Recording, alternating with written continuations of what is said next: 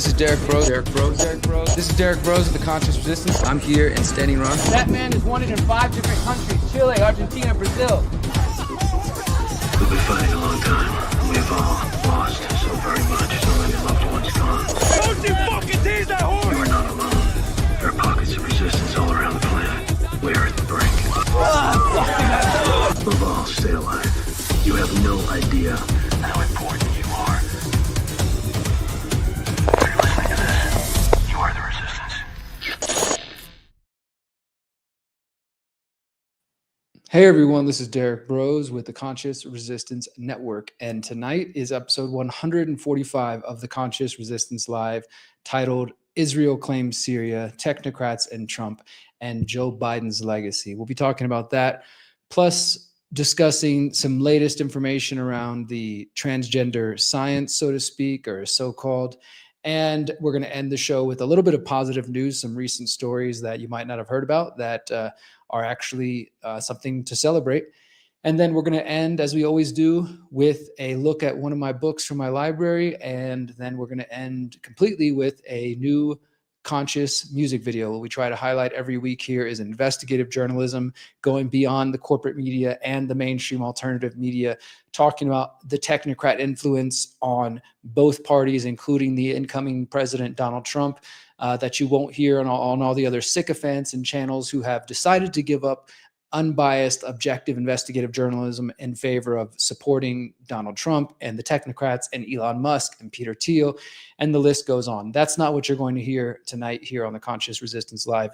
We've been doing this for over a decade now. You can find us at theconsciousresistance.com. I would invite you guys all to check out our website and to bookmark it and to check it on a weekly basis. I try to do this show every Monday. It's been a few weeks. I've been taking a break off social media, and this is my second week getting back on it. So we're back at content creation. But nevertheless, you can find the all the links for tonight's show, and I have at least 30 or more. This is going to be a big info dump, deep dive tonight. So I hope you'll stick around for the next hour and a half, 2 hours. All the links will be added to tonight's post once we wrap up. You can find new interviews I did, including one with Amir Taki about the hijacking of Bitcoin and his lessons from the Syrian civil war, which is in fact pretty relevant because that's one of our major stories tonight. And he fought in the Syrian civil war a couple years back. You can see my recent talk at Monerotopia. You can see some walk-in talks I did and some of the post-election 2024 coverage I've done there. You can also find our documentaries, our books. You can find all of my public presentations I've been giving since 2013 to learn more about the philosophy and the ideas that we promote. All of that and much, much more is at theconsciousresistance.com. So thank you, everybody who has tuned in tonight. We are currently live on Twitter. We are live on Facebook. We're live on YouTube until they take us off. And we're, of course, live on Odyssey. We'll be posting on Rockfin, on BitChute, on, of course, Spotify. Thanks to everybody who always listens to the podcast version of this. Appreciate that. And yeah, feels good to be back. So as I said, we've got quite a bit of stories to get into tonight. We're going to just go ahead and dive into it. It's a lot, and there's quite a bit to get through. So I hope you will stick around. As always, let me just say this, preface this conversation before we get further. Take everything that I'm presenting and the sources that I'm presenting, look at the information itself. Don't prejudge a source and say, well, that comes from the mainstream, or that comes from this country, or that comes from this person and I don't like them. Look at the information that's presented, look at the facts, the data, and then make your own opinions formed there. Don't come in, or I encourage you, this is the best I can, to question authority, including myself, and think critically, but to leave your biases at the door and to leave your knee-jerk reactions at the door, and instead listen and tune in with an open mind. At least that is the kind of listeners that I'm calling in. So thanks again, everybody who's listening all over the different places. Let's go ahead and get into it. One more time, bookmark theconsciousresistance.com to get all of our content. So the big story this week is, of course, that Israel, we'll get to Israel in just a moment, but that Syria has fallen, at least in the sense of former president, dictator, depending on who you ask. Bashar al-Assad has left the country, reportedly still alive in Russia, and the country has now been taken over, freed, liberated, again, depending on your perspective, by a group which we're going to look at tonight, that some are calling a terrorist group, or at least, in the case of the U.S. government, used to call them a terrorist group. And others are saying are former jihadists who have now changed, turned over a new leaf and are potentially going to create beautiful things for Syria. Unfortunately, it doesn't seem like as of today, that's where we're headed. Nevertheless, that is the information and the storyline that's being presented to us in the corporate media. So we're starting out looking at a CNN article with this individual who allegedly is leading the revolution. And I say allegedly just with that caveat of questioning everything.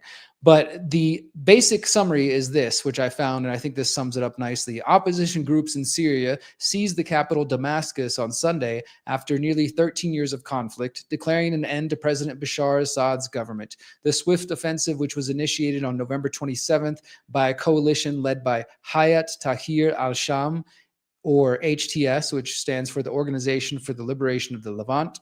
So the swift offensive initiated by HTS on November 27th, along with various Turkish-backed factions, the Syrian Democratic Forces, and it's important to know who they are, the Southern Operations Room, and other armed groups quickly overwhelmed pro-government forces. So again, that's kind of the narrative that we're being told here, is that this is really people rising up again. This is an ongoing, this is the extension of what we've seen since 2012 and 2013. And we're going to start with looking at the current events. Then we're going to take some steps back and look at what has happened historically. And I'll share with you guys the reporting that I've done over the years, the folks at the Gray Zone, others who have continued to highlight the way the U.S. government, Israel, and the UK government have been trying to get into Syria for the longest time, with occupying parts of the country, trying to take control and interfere with the oil supply, bombings, claimed gas attacks, which are really false flags, and much more. But let's start here.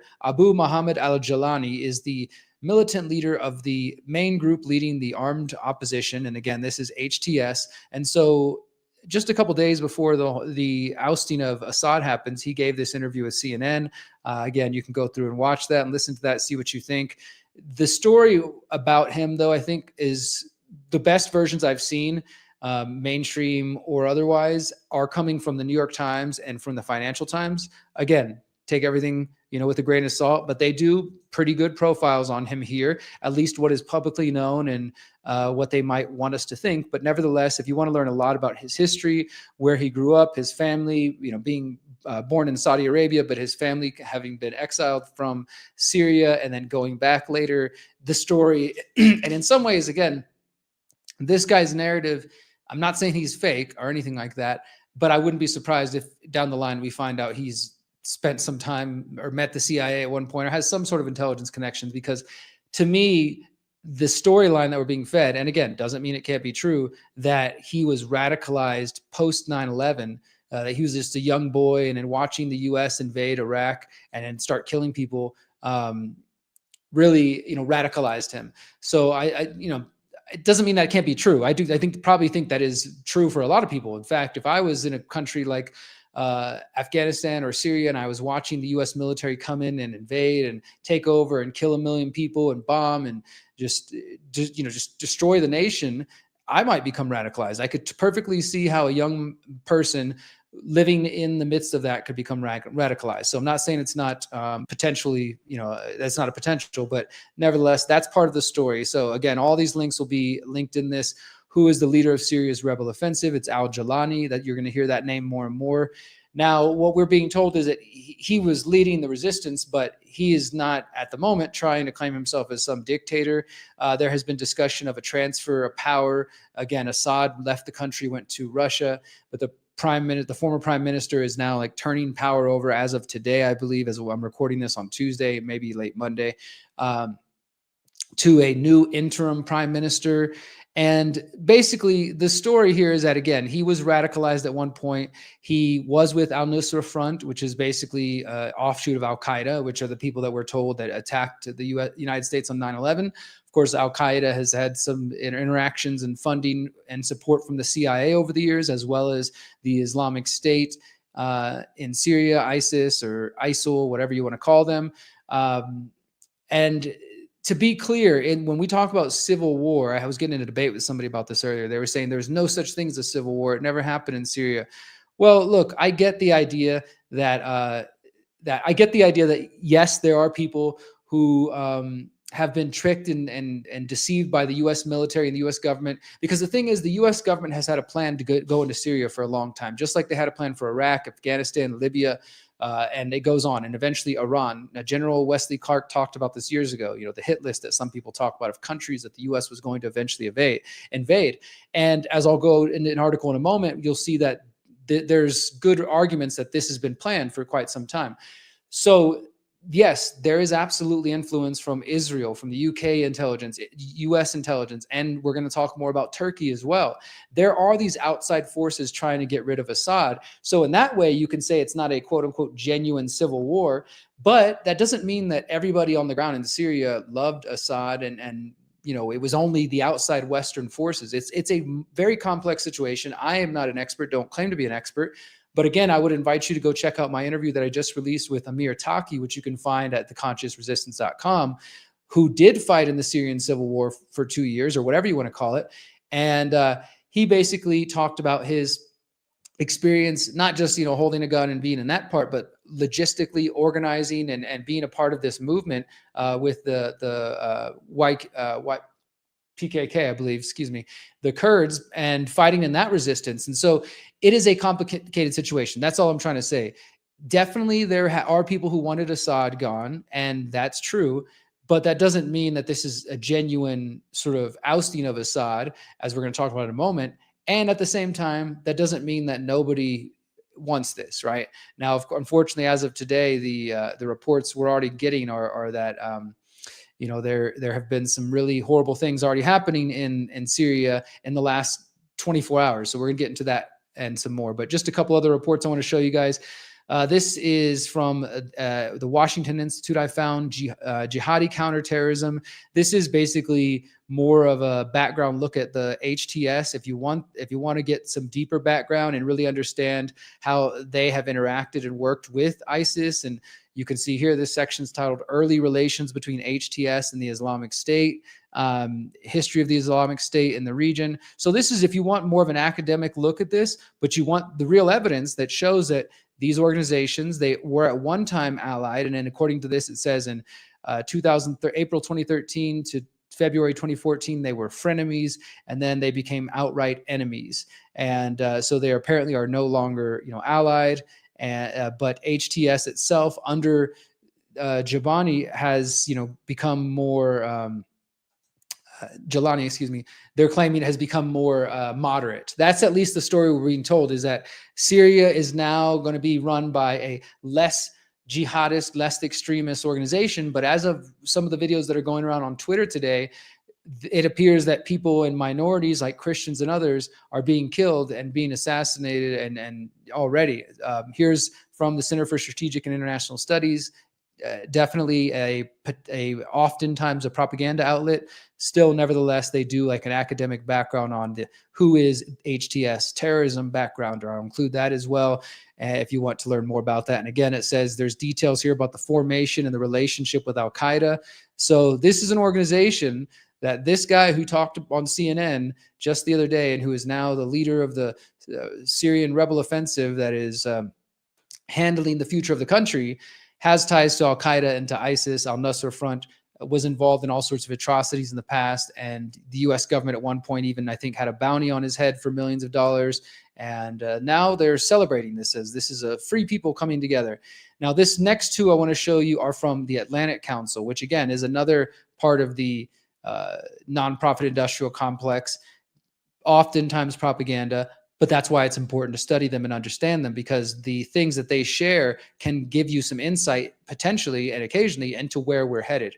This is December 8th. So just in the last 2 days, rebels have toppled the Assad regime. What's next for Syria, the Middle East, and the world? Experts react. And this is from Atlantic Council experts, right?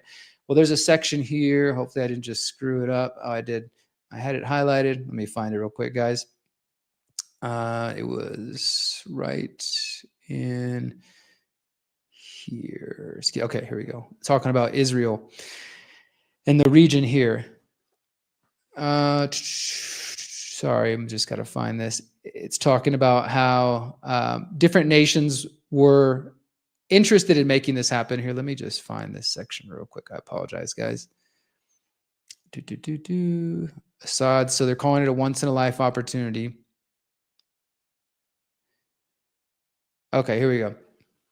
Said the long suffering of the Syrian people under a brutal regime that killed, tortured, dispossessed, and exiled millions of people has ended. Again, that's the mainstream perspective. The Iranian hegemonic project in Syria too has ended, and with it, Hezbollah's privileged position. While the future of Russian bases, the U.S.-backed Syrian Democratic Forces in northeast Syria, interim governance, counter-terror activities, and Syria's new role may take months to shape, it's clear that Syria will be ruled by an opposition coalition with the support of the majority of Syrians. So that could be true on its own, on its own merits, but that doesn't mean there aren't other pieces of the puzzle going on here. The main region right here, it says, Assad's fall completely disrupts the influence of Iran and Hezbollah, which have heavily supported and depended on the Assad regime. It will also create sectarian tensions fueled by the regime's survival, reducing the risk of regional spillover conflicts. The U.S. should use this opportunity to coordinate a more firm regional policy towards Iran's activities. Moreover, a power vacuum in Syria could lead to regional instability and risk Syria becoming a field for regional competition over hegemony, potentially creating more chaos and empowering extremist groups if not appropriately managed. So they all knew that. These organizations that are involved, including Turkey and others, they knew that there's the potential for there to be chaos. Now, when we talk about Israel, this part right here, it says, the reality is that it was Israeli strikes in Lebanon over the last few months against a wide range of Hezbollah officials and weapon caches, and strikes in Syria preventing resupply to Hezbollah that weakened the group to the point that Syrian opposition forces felt confident they could take advantage and try to capture Aleppo. So what they're basically saying is, I'm going to pull up here in just a moment. Let me see if I got it right here. Israel's been doing airstrikes, and they're claiming that they're destroying weapon stockpiles. Whether or not that's true is a whole nother story. But what this Atlantic Council report is pointing out is that if it wasn't for Syria and some of the attacks it wasn't for Israel and some of the attacks that they've been waging on Syria in the name of preventing resupply to Hezbollah, then the Syrian opposition, who is backed by the U.S. and Israel and Turkey, wouldn't have had the opportunity to make the move that they've done. And we're already seeing, responses to that. So they continue here. Doing so required opposition forces to be confident that there wouldn't be reinforcements to the Assad regime from Hezbollah. While Israel may not have intended or planned for the Syrian opposition to take advantage and use the development to overthrow the regime, Israel would be wise to immediately leverage it as a point of commonality and use it to seek out a quiet, private engagement with emerging leaders. If Israel wants to better ensure its security in the north, it should reach private, serious agreements with the new Syrian government that the country won't be used to transfer weapons to Hezbollah. So it's like they're already making plans for how Israel should, take advantage of the situation. I thought it was interesting too how this report says, while it may not have intended or planned, I'm pretty sure they planned this and they knew exactly what they're doing. But it's funny how they just throw that in there as well. One other Atlantic Council report here: empower Syrians, not warlords, against the rebranding of HTS. This is from June 2021. So in 2021, somebody writing for the Atlantic Council, let's go back here and check out their bios. One is Dr. Rahif Al-Dougli, is a lecturer in the Middle East and North African Studies at Lancaster University in the UK. Dr. Azam Al-Qasir is a Syrian researcher based in London. So these two individuals, they wrote an essay on the Atlantic Council website saying, do not rebrand HTS from a terrorist organization to some legitimate organization. It says, quote, such questionable policy recommendations are usually justified by arguing that HTS, under the leadership of Abu Muhammad al-Jalani, who is the guy who just helped lead Syria, to topple Assad, is a viable negotiating partner that is willing and able to rein in a more dangerous global jihadist groups in Syria. As Syrian researchers rewrite this piece in response to analysis that seemed driven by either a humanitarian idealism or sheer geostrategic realism. Both standpoints appear to betray the hope of building a sustainable peace in a unified Syrian state. Current discussions about HTS and al-Jalani seem to suffer from a kind of cognitive convolution that sometimes appears when evaluating the label terrorist in relation to Western security needs. Surely, the experiences of local victims in Syria should be of some account in the definition of political terror. And they go on here to describe describe just the different actions taken by HTS with al-Jawlani. And I do think that's interesting how they're calling out and saying, like, you know, how about the people in Syria who might suffer if this terrorist organization is no longer labeled terrorist and is allowed to be, you know, seen as moderate and kind of paraded around, and now given the, you know, go ahead to get, you know, to take over Syria. Because we know that the US government only approves of things like this when it's an organization or individuals that it believes it can manipulate and shape and bend to their will to serve so-called US national security interests or national, you know, Western national interests. So they go through here and they talk about some of the ways that he has been a violent, dangerous person. Al-Jawlani, who is leading this transformation, might abruptly decide to make another shift in a not so favorable direction if he is not satisfied in the future for any reason. And it says, hasty cooperation with the group will give the group time to establish dominance over Idlib. And he has long combined conflicting messages of benevolence and violent intolerance. Despite the recent effort to rebrand HTS, this does not depart from the trend. For example, al-Jawlani's recent denials of any sectarian violence on the part of HTS or its precursor, al-Nusra Front, bring to mind al-Jawlani's interview with Al Jazeera in 2015, in which he kindly stated that the members of the Alawite minority would not be killed under his rule so long as they abandoned their support for Assad and their doctrinal religious beliefs. There is no dearth of such rhetoric throughout his rise to power. For us, the Alawites are a sect that deviated from the religion of God according to the rulings of the jurists and the people of the knowledge. For the Druze, they are subject to our dawah activities. For example, they have graves they visit, and Islam considers this idolatry, so we ended that.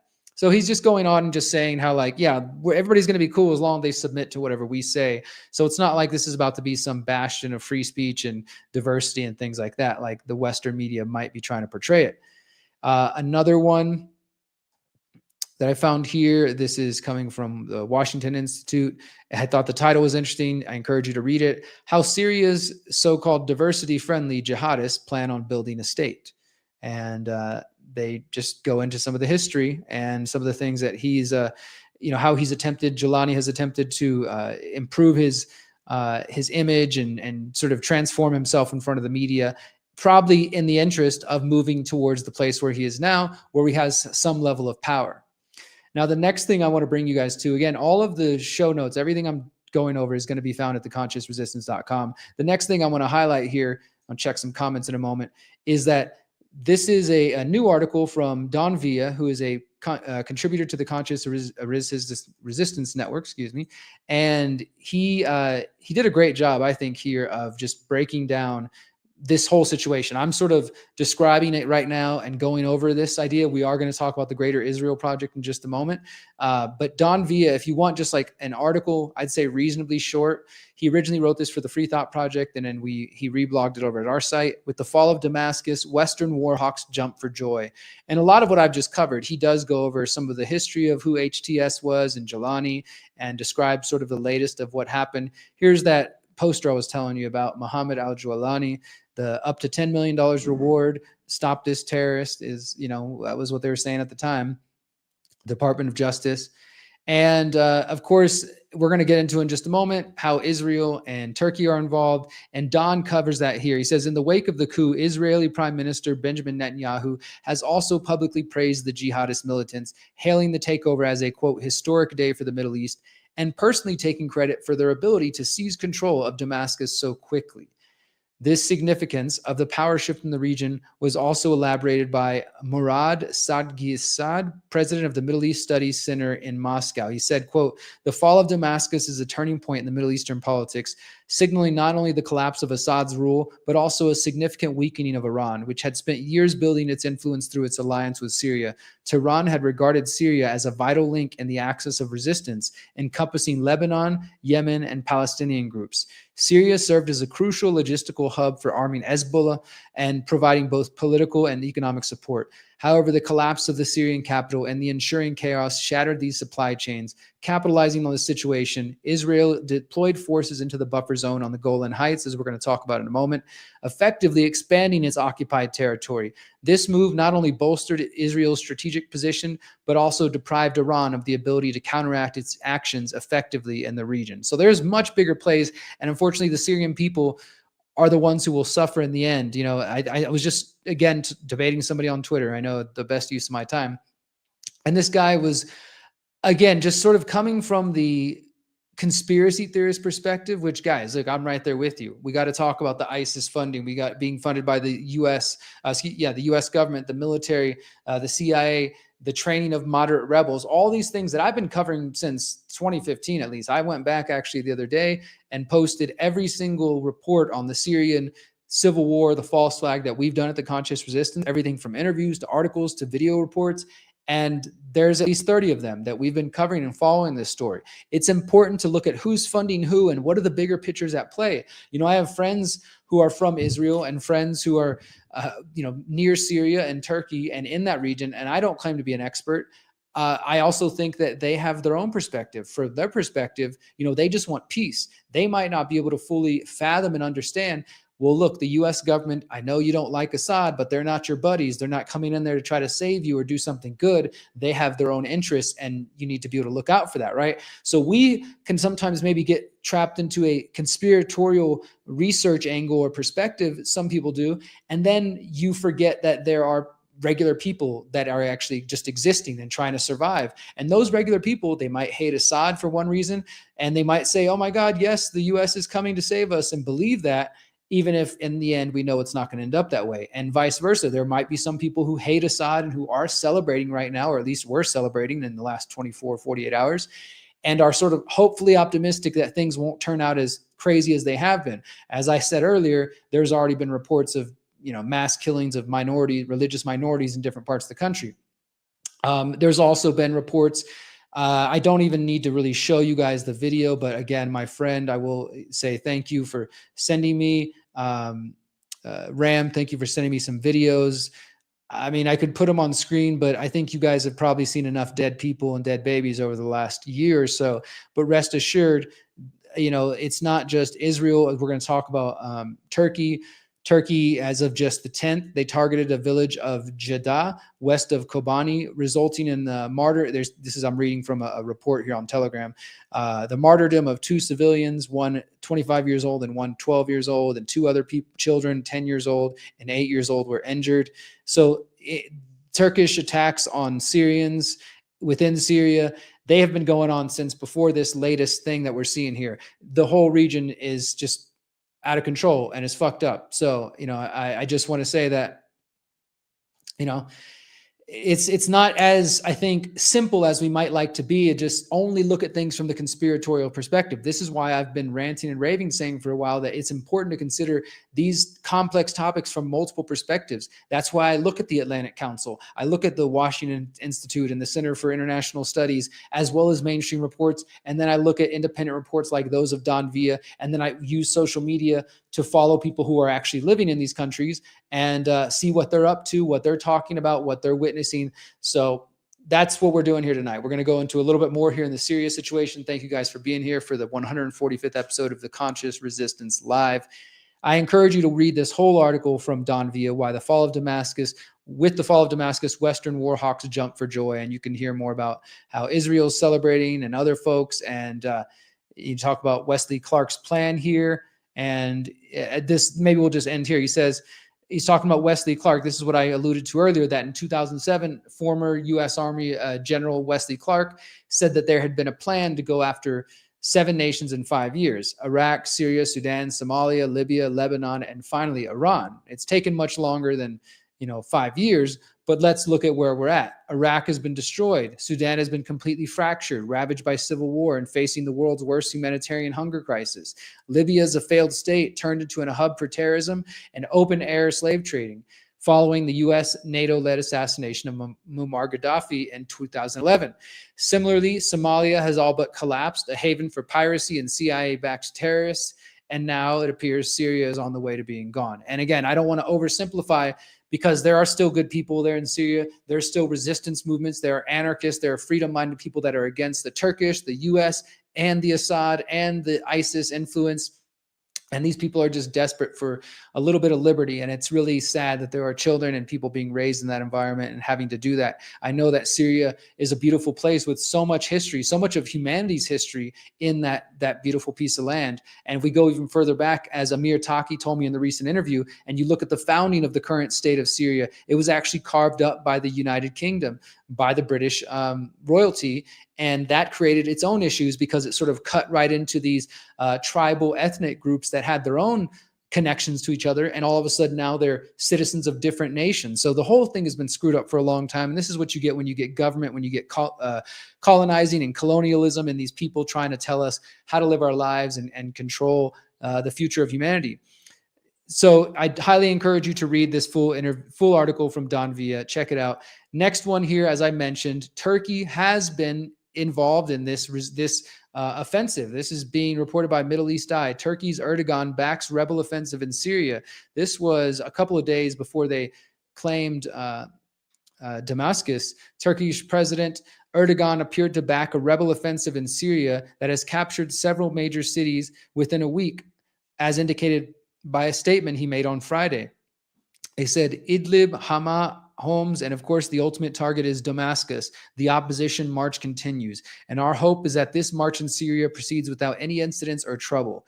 He reminded that he had previously invited Syrian President Bashar al-Assad multiple times this year for talks to, quote, determine Syria's future together, but Assad did not respond positively to such a meeting. Although Turkey did not directly intervene in the latest offensive by the rebels, it appears to have given the operation a green light. Turkish security sources told Middle East Eye last week that Turkey had approved a limited operation in the Aleppo countryside.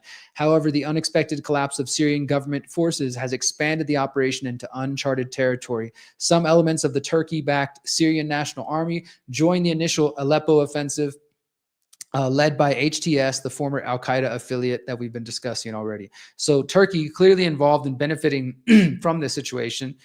Also, I want to point out this article I found from 2022 that was reported. What was the outlet? I can't see the name right here, but the article was titled Syrian Foreign Minister Mekdad Calls for New World Order. And he said that Western powers wanted Syria to change their Israel policy or to face consequences. Now, this is pretty interesting in light of everything we're seeing now. This is from the foreign minister of Syria at the time in 2022. He said, at the United Nations, where I served as Syrian ambassador for 11 years, the Western countries said that we would change our policy towards Israel or face the consequences. He said, revealing the Assad government's confrontationalist policy towards Israel played a role behind the prolonged conflict in Syria. Arguing for a new world system, the Syrian minister said that illegal intervention in the sovereign affairs of developing countries should not be tolerated. And then there's another piece here. This is, again, what I'm talking about when you really understand what the Western forces have been doing to Syria to get it to this point where they could just walk in and take over. He said, quote, we can't import wheat and we can't grow sufficient food as the U.S. is occupying northeastern parts of Syria. Our oil wells are in northeast Syria, and the Americans are selling oil from that area to Turkey and separatist groups. He said, accusing Turkey of supporting forces that target Syria. He cautioned that the groups that target Syria could also later target Turkey. So this whole thing, again, the U.S. comes in, they're occupying parts of the country, they're bombing people, killing people, they're taking their own oil and using it to fund separatist forces that they're trying to use to overthrow the current government. Again, doesn't mean Assad's a hero or anything like that. But to my friends, like I had one of my friends tell me that he thinks that it's a good thing that Trump bombed Soleimani, the Iranian general, a couple of years ago, just as an example. And I was explaining to him, like, look, maybe this is a different concept for you. But in the U.S., there's supposed to be the semblance, at least, of something called the Constitution. And so they're supposed to have limits on power. The U.S. government isn't just supposed to be able to go bomb and assassinate people in other countries. That's a sovereign nation. We might not like what happens in that country. We might say, hey, I don't like what's going on in Iran. But that doesn't give the U.S. president the authority under the Constitution. And I'm not a hardcore constitutionalist, but for people who are conservatives or whatever and claim to care about, the founding documents of the America, follow your own documents then. And those documents don't say the president is a dictator that can just bomb and attack anybody all over the world if it's terrorism or if it's COVID or whatever other excuses they want to come up with.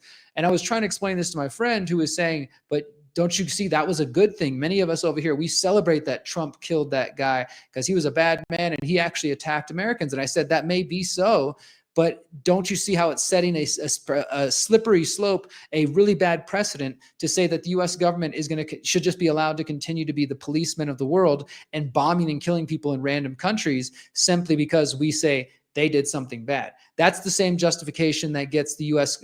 Government and military to go after journalists like Julian Assange, who's not even an American, and try to take him from the UK and then bring him to the US for trial and things like that. Or, for example, Roger Ver, who is a friend and who's currently facing basically a lifetime in prison, who was arrested in Spain. This guy actually renounced his US citizenship, paid his taxes, did all the things he had to do to say, bye, I'm no longer a U.S. citizen, got citizenship in another place, and was vacationing in Spain when the U.S. government, through Interpol, came after him and is now trying to extradite him back to the U.S. from Spain when he's no longer even a U.S. citizen.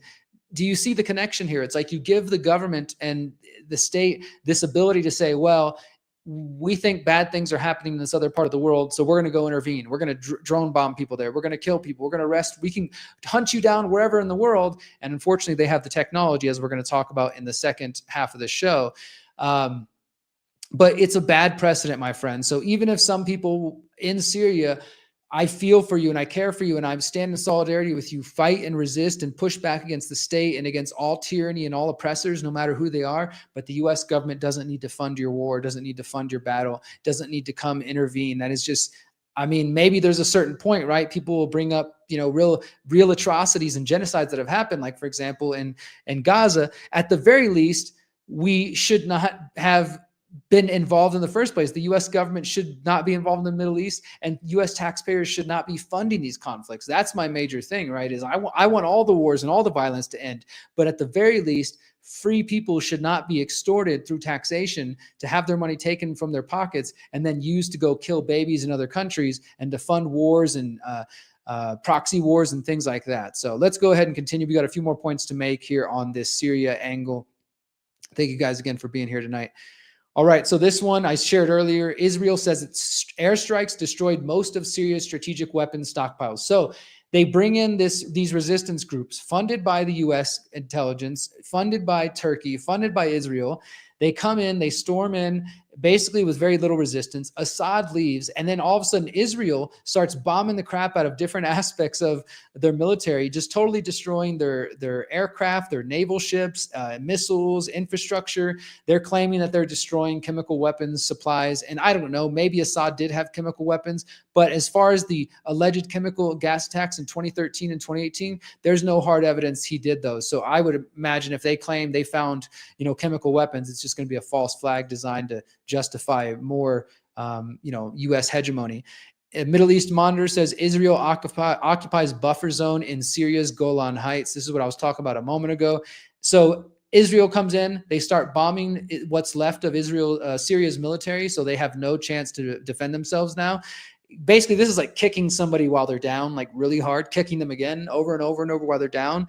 And then they come in and they occupy the Golan Heights, which is a UN-supervised, demilitarized buffer zone between Syria and, which is part of Syria between Israel. Well, Israel's coming in now and claiming it, saying, like, this is our own.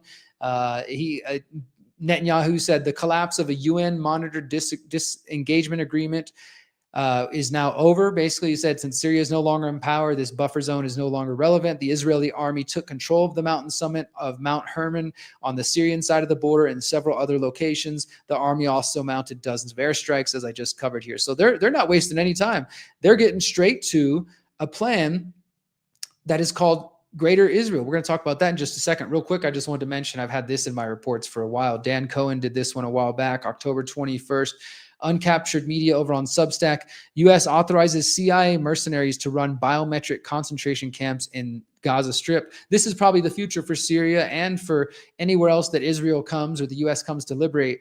private intelligence corporation billed as Uber for war zones is preparing to create what Israel hopes will be the model for supplanting Hamas rule in Gaza. And I would say even further than just Gaza, but it's this 1,000 CIA-trained private mercenaries as part of a U.S.-Israeli plan to turn Gaza into a high-tech dystopia, and they're using this technology. This plan is to get all the residents to use biometrics to enter and exit this area under a CIA contractor's control. It's basically going to be internment camps with biometrics where they're not allowed to leave. And you can learn all about that in there. I just think that's an important part for people to understand. You know, it's not just the bombing and the killing that Israel does. When they're done, they come in and take over, and they're trying to put the Palestinians, and I would imagine the Syrians who are in the areas they're occupying now, either kill them or put them in these internment camps. And I know that's may sound rough to some people, but I'm sorry, that's the reality. These next couple ones here are about the so-called Greater Israel Project, which I encourage you to learn more about. Each of these 3 articles I'm sharing here can give you some more insight into that, including what is known as the 1982 Yinon Plan. And it says, the ongoing geopolitical shifts in the Middle East, influenced by Israel's military actions, the death of Iran's supreme leader, and evolving alliances, reflect a long-standing strategy for regional dominance, often associated with the 1982 Yinon Plan. The vision seeks to fragment neighboring states and secure Israeli supremacy with events like the Arab Spring, the Abraham Accords, and the rise of new power blocs. So it goes through here in like a timeline and sort of the plan of what this Greater Israel Plan outlined. It said fragmenting neighbor states like Iraq, Syria, and Lebanon. They were identified as targets for division along sectarian and ethnic lines, ensuring that they could not challenge Israel's supremacy. Territorial expansion. The vision of a Greater Israel extended to the Euphrates River in the east and the Sinai Peninsula in the south, aligning with biblical territorial aspirations. It seems like someone's trying to recreate the Bible over here. Weakened opposition, a fragmented Arab world would reduce the collective ability of states to oppose Israeli policies, creating a more favorable strategic environment. Excuse me. There's another one here. This is also about this. Israel chasing historical Zionist aim of occupying southern Lebanon, wider region. Expert says if Hezbollah loses in South Lebanon, then you're going to have this Greater Israel Project kind of moving forward. That's one perspective. Another one, just a couple of days, actually this is 2 months ago, but they could already see what was happening. Netanyahu revives the Greater Israel Plan. And the same thing, just talking about the efforts to establish Israeli dominance and break up the nations near them and essentially occupy and take over them in the sense of Syria and Iraq and other places around there, Lebanon. And it seems like they're having some success. Now, I found this article as well. This is another reason many people have pointed out the conflict. When you look at a certain pipeline that some people want to make from Turkey going on through Syria, back in 2016, look at this, an old Robert Kennedy Jr. in 2016 writing for EcoWatch. This is before he went Trumper and was more on the left-leaning guy. Syria, another pipeline war. And it's talking about that, about pipelines. And of course, he's talking about climate change. It talks about Turkey's involvement here. Of course, let me see if back then, if he was willing to question Israel. Israel also was understandably determined to derail the Islamic pipeline because it would enrich Iran and Syria and presumably strengthen their proxies. So anyways, the point is here is that you could see that people have been talking about this for a while, that this pipeline, here's that picture actually, I think you might have seen going around. Where was it at? Yeah, can you guys see that? There's a picture on the screen for those who are watching showing Saudi Arabia in the south and Qatar, and then a pipeline cutting across there, hitting through Jordan, going up north through Syria, up into Turkey, and how Israel would be against this, as well as other people, for different reasons, different geopolitical reasons. But the point is, it's been happening. This plan has been in the works for quite some time. So far now that even I've been reporting on this for, like I said earlier, 2015, for over almost a decade now. If you go to theconsciousresistance.com and just search Syria, we have an entire section on our website dedicated to the Syria false flag, the geopolitical aspects. This was my number 2 most important story in 2019, the truth about Syria and the fake gas attacks. All of this is important. Going back to 2018, you can see I questioned John Kerry that year, and on and on and on. So I want to invite you guys to really spend some time. as I said, every link I'm covering, I will be sharing after we're done here. But if you want to check theconsciousresistance.com, you can already kind of dive in and see a bit about what we've been reporting on over the years. And in fact, I want to show you a brief clip here from my Pyramid of Power documentary series. For those who know that I produce a 17-part documentary series, which, by the way, we've released 15 episodes so far. I just finished writing and recording the narration for Chapter 16, Religion and Secret Societies. That one is currently in the hands of my editor. He's working on it now. It's going to be released in mid-January. And then in March 2025, we're going to release the final episode, Chapter 17, Who or What is at the top of the Pyramid of Power. And that's going to feature G. Edward Griffin, Richard Grove, James Corbett, David Icke, Daniel Eshelen, Adam Green, Mark Passio, James Corbett. There's a number of other people that I'm forgetting right now. Peter Dale Scott, so many others that are in this documentary. You can find it at thepyramidofpower.net. And well, we released Chapter 14 a couple months ago about false flag events, and I detailed some of the false flag, the facts that we know about the false flag relating to the claims of gas attacks in Syria. And it's important to understand this history, because if you just started paying attention to Syria in the last week, because it's trending right now and everybody's talking about it, I totally get that. But it's important to understand the back history that goes back at least a decade. And then really, if you want to be a nerd, go back to the creation of the state of Syria itself. Again, I'm not claiming to be an expert, but having a deeper analysis of these things instead of just shouting conspiracies might be more useful. So check out this quick clip. This is again from Chapter 14 of the Pyramid of Power documentary series about false flags, and our section on the claimed Syrian gas attacks, which the U.S. Military and the Western media said was done by Syrian President Bashar al-Assad, and they tried to use this as justification to go invade him. And it was under these claimed gas attacks that Donald Trump actually bombed Syria, because he bought in and promoted the false flag story. But check this out real quick. Discrepancies in the story of the Syrian gas attacks don't end there. In May 2019, the Working Group on Syria, Propaganda and Media published a document signed by a man named Ian Henderson, an expert inspector with the Organization for the Prohibition of Chemical Weapons, the OPCW, as far back as 1998 and as recently as 2018. The report concludes, quote, "The dimensions, characteristics, and appearance of the cylinders and surrounding scene of the incidents were inconsistent with what would have been expected in the case of either cylinder being delivered from an aircraft.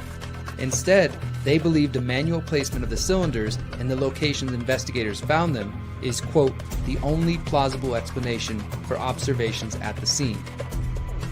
In November 2019, WikiLeaks began releasing leaked documents from the OPCW, including publishing an internal email written by a member of the OPCW fact-finding mission to Syria.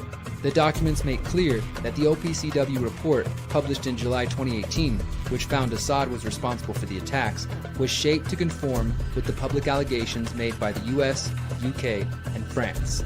British Mail on Sunday columnist Peter Hitchens reported on the OPCW emails, noting that the doctrine of the OPCW fact-finders report, quote, appears to be the worst instance of sexing up in support of war since the invasion of Iraq and Tony Blair's doctored dossiers.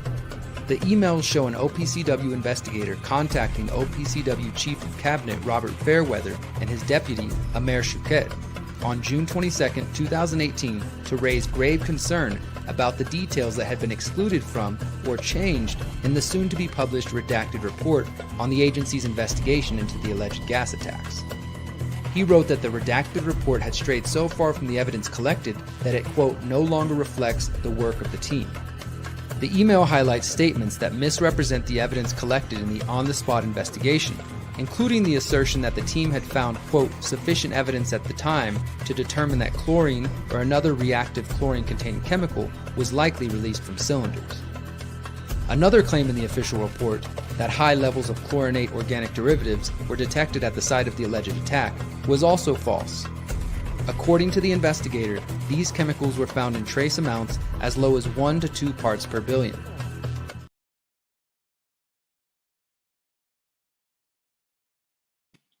So again, that was from the Pyramid of Power documentary series. You can find it at thepyramidofpower.net. And overall, as we conclude this segment of tonight's show, talking about the latest developments in Syria, and I will continue to report on them as things proceed, it's important it's important to know that that you're not being told the full story. At the very least, you can know that. Now, we should keep an eye on what's going on, because what happens in the Middle East, with the fact that we have crazy people who are trying to bring the Bible to life and who believe in biblical prophecy, we should keep an eye on it, because not only because it matters if the Syrian people suffer, if the Turkish people suffer, if the Palestinians and the Israeli people suffer, if all of the people suffer under the hands of psychopathic predators in criminal governments, it does matter. But it does impact the Western world as well, what happens over there. And overall, it's important to question these things because, well, we're being lied to. And when we're lied to, we aren't being shown the truth. We're being shown deception. And it's important to push past that deception if we're ever going to have a true understanding of the world. Otherwise, your emotions, your heartstrings will be tugged as they show you pictures of dead babies and dead kids used for a particular cause. Instead, we owe it to those people who have died in these conflicts and who are suffering right now, what's going on in Syria and the potential for this new regime to be pretty autocratic and very unfriendly to other religions and minorities. There is a grave potential for things to get bad. And it does matter, I think, just on a human sense, but in the terms of those of us who are fighting for truth and fighting for justice, to expose the lies that are being shoved in front of us. They're trying to rebrand criminals who've been associated with other criminals who've been told for 2 decades, Al-Qaeda and now ISIS, that are dangerous, violent people. They're trying to rebrand those people and to say, now those are good people that you should trust. And this is what's going to be best for the Syrian government. Pay no attention to what the Israeli government does over here. Pay no attention to what the Turkish government has going on here or what the US government is trying to foment. But I think we should instead remember the warning of General Wesley Clark about the attempts to disrupt these 7 nations over a certain period of time in the post 9/11 world. And unfortunately, that's where we're at now. We're going to take a quick break, and we'll be right back. We're going to talk next about the Technocratic Trump cabinet. You're not going to want to miss this one, guys. Stay tuned. Are you using your phone, or is it using you? Rise above mass surveillance and discover a phone that protects your privacy and communications. Above Phone does everything your old phone does, without tracking you, while giving you complete control over your phone and apps. We are better than big tech. It works with any cell service. No forced logins. No advertising or tracking. Download apps privately. Control your phone and its apps with secure hardware. Introducing Above Suite. Protects your internet traffic. Private email on any device. Video call with friends privately. Encrypted chat, calls, and internet phone. Protect your searches and get results. Don't worry if you're new. Every phone includes a free 45-minute live call.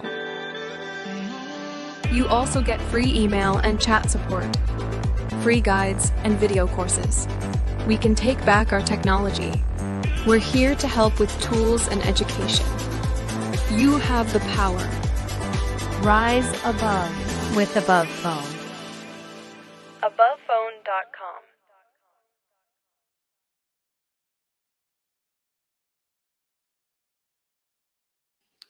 Above Phone is one of our partner organizations. My buddy Hakeem Anwar with Above Phone, AbovePhone.com. You can also go to our website. You can check out the advertisement there. And if you click through there, you do support our show. So thanks to everybody who does that. Now, we're going to talk about Trump's cabinet. I mentioned earlier, I took a social media break for about 3 weeks, and that was a couple days after the election. It was just a good time for me to take some time off. So I haven't been reporting too much in the last few weeks on this. I haven't done a live show since the election. I did one the day before telling you guys not to vote. And as I reported recently, guess what? The non-voters won. More people chose not to vote than voted for either Donald Trump or Kamala Harris, even if you believe their garbage numbers. But we're not going to talk about that tonight. We're going to talk about reality. Look, the fact is Donald Trump is going to be the next president, and within just over 30, 40 days or so.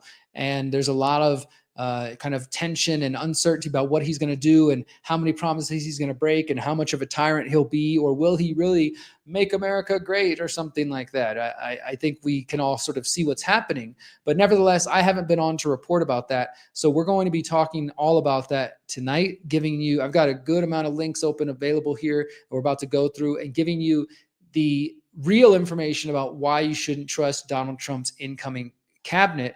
And not just, people who hate Trump because whatever sort of nonsense they've heard, but legitimate reasons. And namely, as I've pointed out several times in the last year or so, as it's become apparent it was happening, that the technocrats have lined up behind Donald Trump. Peter Thiel, Elon Musk, even Alex Karp at Palantir, who backed Kamala Harris. He seems to be embracing Trump now, and others. And this is not by mistake. This is by design. And we're going to talk about this tonight as we go through and show you the many different reasons that Elon Musk is partnering with Donald Trump and Peter Thiel and so on and so forth. So let's go ahead and get into this. First, let's start with the mainstream look at things. This is coming from Fareed Zakaria, who I guess he's a contributor to the Washington Post occasionally, and he used to work, or maybe still does work, for CNN. And he wrote here, the Democrats' three big mistakes. They mishandled immigration, identity politics, and the pileup of Trump's prosecutions. And so he's kind of saying, this guy's no Trump supporter, but I just thought it was interesting just to start with how even if you just take the most mainstream level of version of events, which I don't personally, but even if you look at that level, that the so-called left, the progressives, the Democrats, they increasingly went further and further left and really alienated a lot of so-called middle of America and just regular people who aren't really hardcore on gender ideology or don't, blindly just want to let anybody in the country. It doesn't mean they're racist or they're hateful people, but when they hear stories about immigrants being allowed into the country after committing murders and then getting arrested, and then in liberal progressive cities, the judges letting them out without bail or with little to no bail, and then they get to go out and kill other people or commit more crimes. Those sort of things really caused a lot of people to wake up, and many of them unfortunately went towards Trump. Now, back in the conspiratorial mindset, if I put my tinfoil hat back on, I would say, and as I have been saying for the last 8 years, this is all done by design. The whole goal was to create this false anti-establishment hero in the form of Donald Trump. They want the left to get as extreme and crazy as possible so that people have this reaction we're describing here. And then what does it do? It drives them to the other side because so many people are stuck within this false dichotomy, this false binary. And so I think that this has all been done by design. But nevertheless, let's look at what Zakaria said here. He said, the first big error was the Biden administration's blindness to the collapse of the immigration system and the chaos at the border. An asylum system that was meant for a small number of persecuted individuals was being used by millions to gain legal entry. Instead of shutting it down, liberals branded anyone protesting as heartless and racist. They missed a massive shift in the American public opinion in just a few years. In 2020, the percentage of Americans who wanted to decrease immigration was 28%, but by this year it was 55%. And then they talk about how Kamala Harris went on The View and they said, would you have done anything different than Biden? She said no, and she should have said, I would have shut down the border early and hard, and basically saying, she missed out. And then he also says they got a bit overzealous with trying to go after Trump and really, lawfare. It says lawfare turned Trump from a loser to a victim. And as his list of indictments grew, his campaign contributions increased and his poll numbers solidified.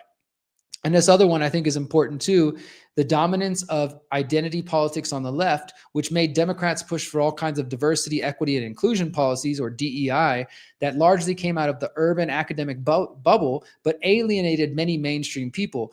There is an irony in claiming to be pro-Latino by insisting that people use the term Latinx, which I've never used. I don't know anybody who does actually use it. It is just like they said, it's like this left-wing progressive academic bubbles who try to push these trends on people. And it says only to discover that Latinos themselves think the word is kind of weird. This kind of obsession made Democrats view people too much through their ethnic or racial or gender identity. And it made them miss, for example, that working class Latinos were moving forward towards Trump because they were socially conservative or liked his macho rhetoric or even agreed with his hardline stance on immigration. One of Trump's most effective ads ended with the tagline, Kamala is for they, them. Trump is for you. Pretty good. But nevertheless, I think that there is some truth there that the mainstream, if you're just looking from that mainstream perspective, and if you want to give any merit to their numbers, which I typically don't, they fucked up by going hardcore with identity politics and immigration and things like that. And they couldn't admit it. They couldn't let it go, and they still can't let it go. So, I think it was largely done by design. Now, I will say, for an even deeper dive, I'm going to be sharing my personal perspective on, Trump's cabinet. But if you want the latest word from the Independent Media Alliance, which is, of course, an alliance organized by myself, Ryan Christian, and Whitney Webb, which features a dozen different independent media journalists and podcasters. Our website will be launching very soon, hopefully by the end of this year, before the end of the year, thanks to the folks over on Odyssey. They're really building us a censorship-proof platform, and you're going to see a lot more coming from the IMA. But this panel featured myself, Ryan, Kit Knightley of Off Guardian, Catherine Austin Fitz of the Solari Report, Steve of Slow News Day, Hjorve of Geopolitics and Empire, and again, myself.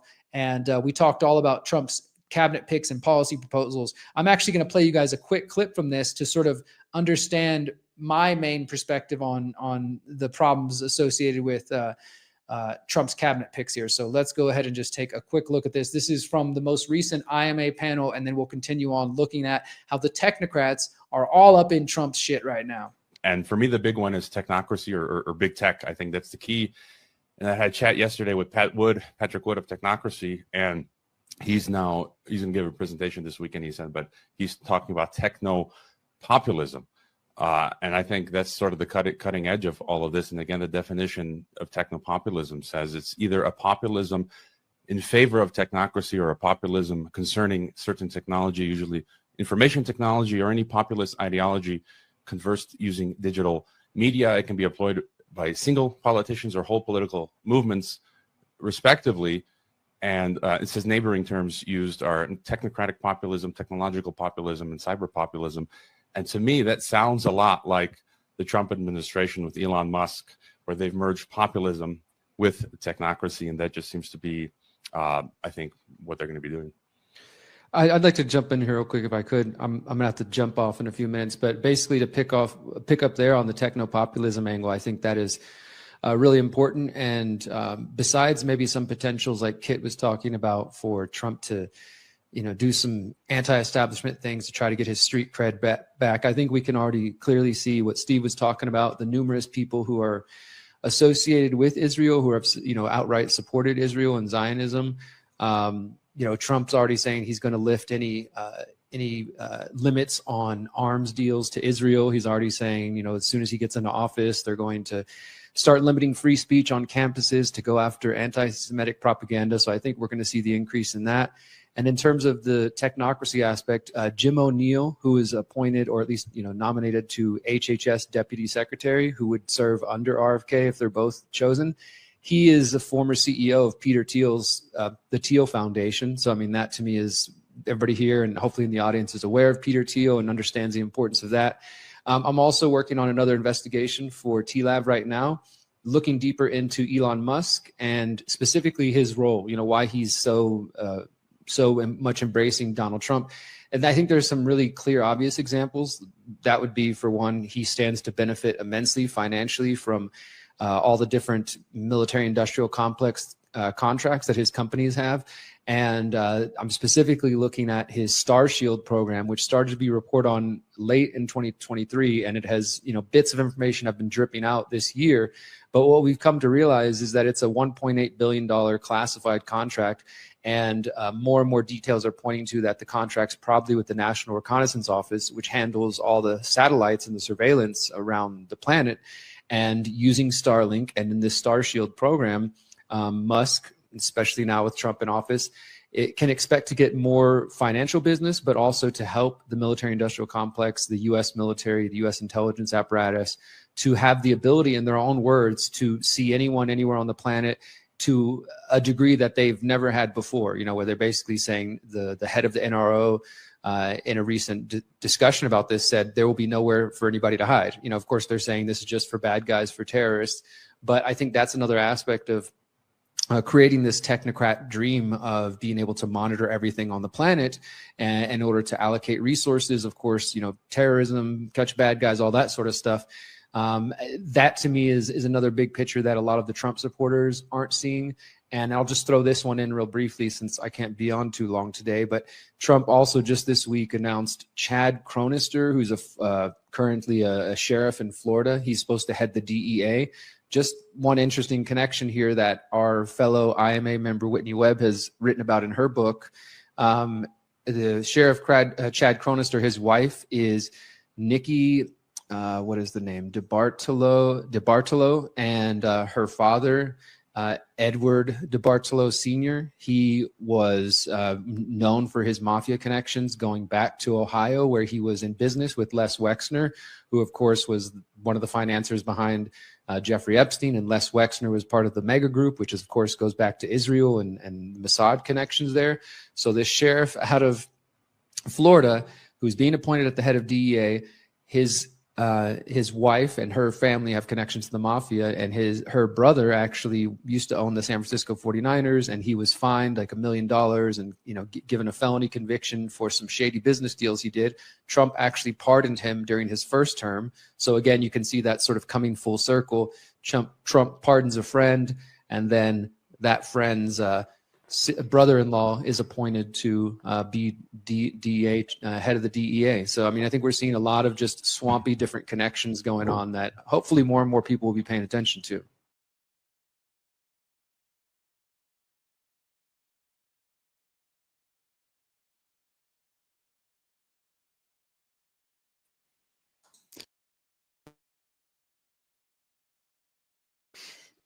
So that was the clip from the IMA panel. And again, you can find that at theconsciousresistance.com. I just asked on the chat here, and I will ask again here for anybody who's watching elsewhere, how many people are familiar with StarShield? I'd love to see in the comments. I'm going to be talking more about StarShield in just a few moments, which is a program launched related to Starlink, which you're probably more familiar with, related to Elon Musk. But if you want to see the full, where that clip just came from, you want to see the full thing, go to theconsciousresistance.com. You can see Trump admin 2024, and stay tuned for more from the Independent Media Alliance. We're going to have a lot more to cover. So let's dive into this. Let's go further into Trump's cabinet. Once again, I like to start with like the mainstream view on things and show you that even from the mainstream, you don't have to be a full-on conspiracy theorist, although they always miss important pieces of the puzzle. You can still look at this from a mainstream perspective and still gain some truth and see that, for one, in this case, Trump is not your friend. The Atlantic calling it out, fill the swamp. Trump's appointees are putting lobbyists and industry leaders into positions of immense government power. And they say this, as the 2016 presidential election drew to an end, Donald Trump began using a new slogan, drain the swamp. It was a neat encapsulation of his critique of his Democratic opponent, Hillary Clinton, and of the country's governing establishment of two parties, which he painted as corrupt, cozy, and self-dealing. These days, the catchphrase has begun to vanish from his repertoire. Last month, the Washington Post calculated that Trump had used drain the swamp only 59 times on Truth Social in the past 2 years, fewer times than he wrote about it in all of 2016 in October alone. So in the last 2 years, he's only said drain the swamp 59 times. But going back to October 2016, he was saying it, more than that in just 1 month. And the shift isn't just semantic. Trump's staffing decisions, his transition design, and his own behavior show that he is uninterested in even keeping up his appearances this time. Trump himself will never say it, but the credo of his second term is coming into focus. Fill the swamp. Now, one of the most obvious examples of this is what we've talked about. Again, I didn't do any reporting on this, but I posted it on social media before my break. You probably have heard about it right now and seen this article going around about Susie Wiles, who is Trump's White House chief of staff now. She was a registered lobbyist. She's been a part of Trump's team for a while. She was part of Ballard Partners, which is a lobby. They lobby for a bunch of different corporate clients. And in 2018, Political magazine called the firm's founder, Brian Ballard, of Ballard Partners, where Trump's chief of staff now used to work, the most powerful lobbyist in Trump's Washington. And there's even further, I think it's Susie Wiles. She also worked for the company Mercury that many of you have probably seen about. There's some big pharma connections. So his own literal chief of staff is a lobbyist, basically.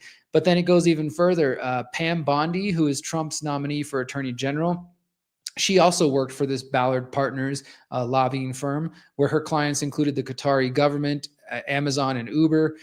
Trump's pick for transportation secretary, worked as a lobbyist at another firm. And in August, funny enough, when Trump was trying to win votes, he went on Theo Von's podcast, talked to all the cool, hip, young dudes. And he said, you have to stop listening to lobbyists. You know, he likes to say things like that. Instead, you just have to hire them. Don't listen to them, just hire them. Let them make decisions. Why listen to them when you can just put them in positions of power? And more and more people are noticing this. You got Commerce Secretary Howard Lutnick, who I wrote about before the election, telling you guys about the technocrats who are supporting Donald Trump. Howard Lutnick is, of course, coming from the financial firm Cantor Fitzgerald. Cantor Fitzgerald had offices in the Twin Towers on 9/11. And just, coincidentally at that day, Howard Lutnick didn't go to work because he had to take his son to kindergarten, he says. And then all his employees died and they lost a lot of money. He got even richer. He's also part of the co-opting the hijacking of Bitcoin and mainstreaming it and turning it into just a digital gold. He's now Trump's commerce secretary. You got the freaking former head of World Wrestling Entertainment, WWE, WWF, Linda McMahon. She's supposed to lead the education department. Scott Bessent, who's got a hedge fund mogul. I mean, I could show you guys, but I've already got so many tabs open right now that I don't want to crash my computer. But I have an entire folder. I'm just going to do it. Just called Trump's second term.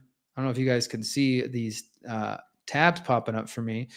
No, it probably won't work. But I've got just an entire folder called Trump's second term, and it's 1, 2, 3, 4, 5. It's at least 20 or 30 different links showing all the different connections between Trump's picks and Zionism. How many, even people who aren't in a position to have anything to do with Israel, have been out there praising Israel, including Pam Bondi, the Florida AG, gushes over the U.S. Embassy and Jerusalem. Trump himself was saying that as soon as he gets into office, they're going to try to stop this anti-Semitic hate. And Trump's number 2 pick for the HHS, I think I might have mentioned this in that clip from the IMA, the Independent Media Alliance. He was actually part of Peter Thiel's Thiel Foundation. I mean, we just keep going on and on and on, but I just wonder how many people are even going to pay attention anymore, because they're like, yeah, but maybe RFK, he might do something. We'll talk about that in just a moment. And of course, there's a few things like, okay, Doge and Elon Musk and Vivek Ramaswamy, they're going to save us. Although, again, people still don't recognize that those aren't heroes. Those aren't people that are on your team. These are guys that both Ramaswamy and Elon Musk helped develop the mRNA vaccines that were sure used on a lot of people during COVID, in case you didn't notice. These are not your friends. These are technocrats. So I could keep going on, but even from the mainstream perspective of the Atlantic, they're calling it out. And let me go ahead and pull up the article I was going to talk about with RFK. This is another good one from the Atlantic that offers a perspective. Again, you don't have to be a conspiracy theorist to see that maybe all is not what people are being sold. So many people are like, okay, I see what you're saying, Derrick. There sure are a lot of Zionists, and there sure are a lot of bad people that Trump's putting in his cabinet, but we at least got RFK Jr. He's going to be nominated for the HHS. Maybe he'll get in there, and maybe he will, maybe he won't. We'll see either way, right? I'm glad fluoride is being discussed. I'm going to have an article talking about that, how fluoride's in the news, but it's being, they're still lying about it.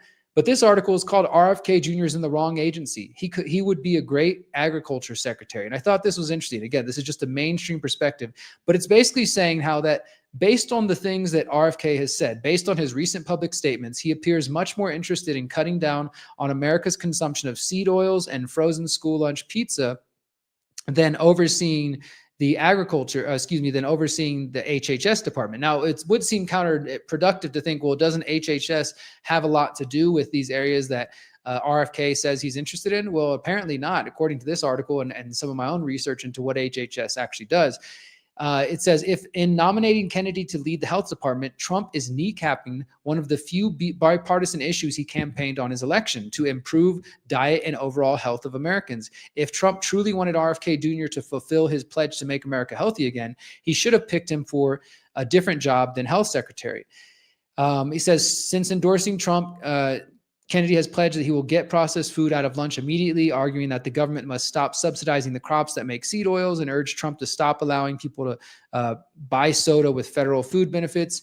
make America healthy again, talks about getting rid of pesticides, regenerative agriculture, et cetera. Kennedy won't be able to do any of this as the head of the federal health department. He has already signaled that the EPA, Trump has already signaled that the EPA, which has the power to crack down on pesticides, is off limits to Bobby because he doesn't like oil. So how much power will RFK even have to do anything about what's going on in the EPA remains to be seen. But Kennedy could have been an era-defining leader of the USDA, which regulates school lunches, doles out subsidies for oilseed crops, and sets rules for public assistance programs like SNAP.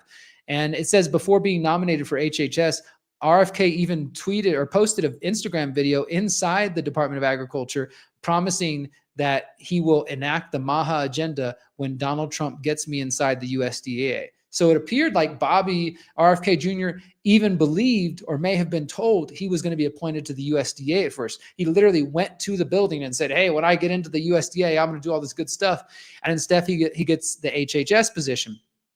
Now, it could be that they worried, I'm just speculating here, that USDA also obviously has to do with agriculture. And maybe they're like, oh, Bobby, if RFK is too far left, what if he tries to do some climate policies relating to, the agricultural industry or something like that? Nevertheless, he's at the HHS now, and they're saying he will have some ability to ban certain food additives. He'll have direct impact on the next round of federal dietary guidelines, which are due in 2025. But HHS has no power to change Americans' food intake, either indirect or slow. To remove a food ingredient as health secretary, he would have to pressure the FDA to issue ingredient bans.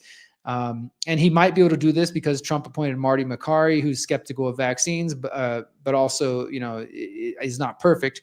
The point is, it could be quite possibly that RFK was nominated to a position that maybe he's going to get, maybe he won't. But even if he does, he might not even really be able to affect any of the change that people are all putting their hopium in right now. And wouldn't that be interesting? I wouldn't be surprised, because as crazy as that sounds, that's how politics works.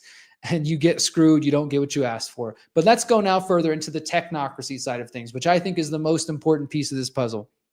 How the technocrats are directly influencing Donald Trump's campaign, and namely, of course, Elon Musk. Elon Musk is of course the big one here that is having an influence. And no, he's not a hero. No, he's not, to all the sycophants on X who can't get his wang out their mouth. Like, this guy is not on your side. This guy's making billions of dollars off military industrial complex, and through the Star Shield program, he's helping the US military build the largest satellite surveillance program.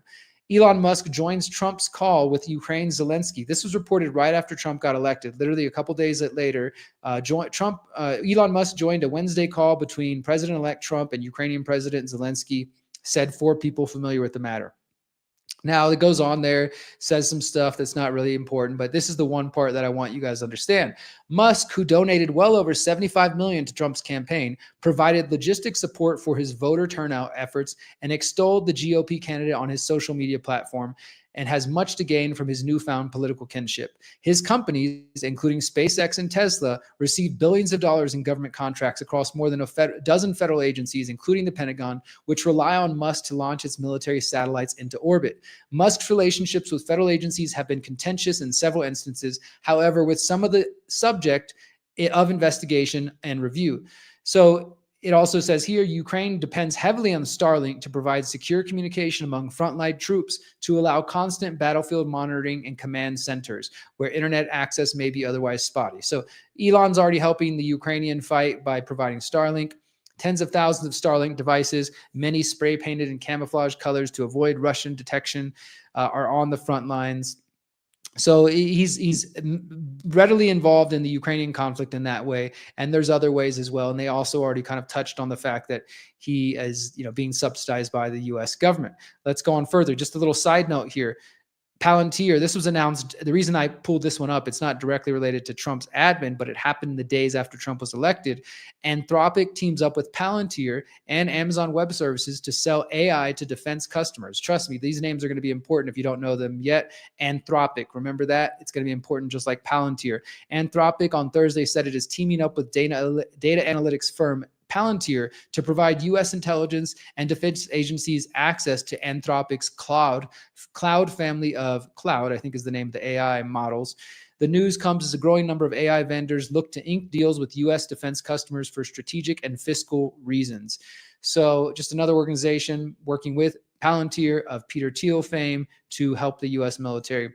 We could go on. Silicon Valley protested Trump in 2016. Now it wants to work with him. And this is something I've been warning about for a while now when I wrote my articles in the last couple of months, pointing out how the technocrats, including those who are involved in trying to mainstream and hijack Bitcoin, have been going all in Donald Trump since they had a private dinner meeting back in April or May in Silicon Valley at David Sachs' house. And David Sachs, formerly of PayPal, part of the PayPal mafia, was recently appointed to AI czar by Donald Trump.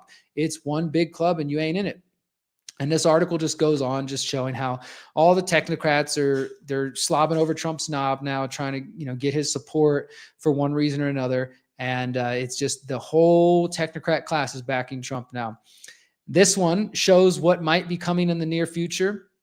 Genetic discrimination is coming for us all. Like I kind of mixed some of these in here. Hopefully that you'll see how they're all related by the end of this. And this is just talking about how people have been criminalized and discriminated against by their genes. It's already happening. Gattaca is already coming to life. If you don't know the movie Gattaca, you need to know it. Now, the next 3 articles that I'm going to share here are my own articles. Actually, the next 4 articles are my own articles here relating to the Trump administration. Like I said, I've been off social media for a couple of weeks, but I haven't stopped doing my research. I haven't stopped diving into what's actually taking place.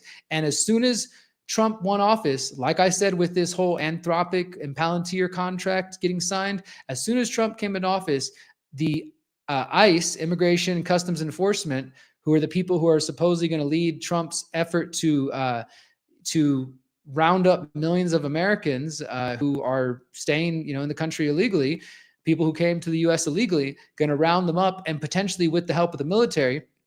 As soon as Trump got elected, ICE and other federal agencies immediately started getting new contracts with all kinds of firms who stand to make a lot of money during Trump presidency.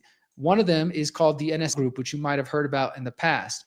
So this article I wrote for T-Labs called Meet the Spyware Companies Preparing to Unleash Their Technology During Trump's Second Term. A small but growing number of private companies selling digital tools to hack smartphones and messaging apps like WhatsApp, Signal, and Telegram are likely to benefit financially from the incoming Trump administration. Like I said, in late September, signed a $2 million one-year contract with Paragon Solutions, which is a company that I hadn't heard anybody else talk about. This article, really, guess what? Paragon's surprise, surprise. The founders of it were part of Unit 8200. If you don't know who Unit 8200 is, go to thepyramidofpower.net, check out season 3 and watch our episode on the intelligence agencies. Paragon claims its tools can help law enforcement and governments remotely crack encrypted messaging apps and platforms. The agreement between Paragon and ICE calls for them to create a, quote, fully configured proprietary solution, including license, hardware, warranty, maintenance, and training.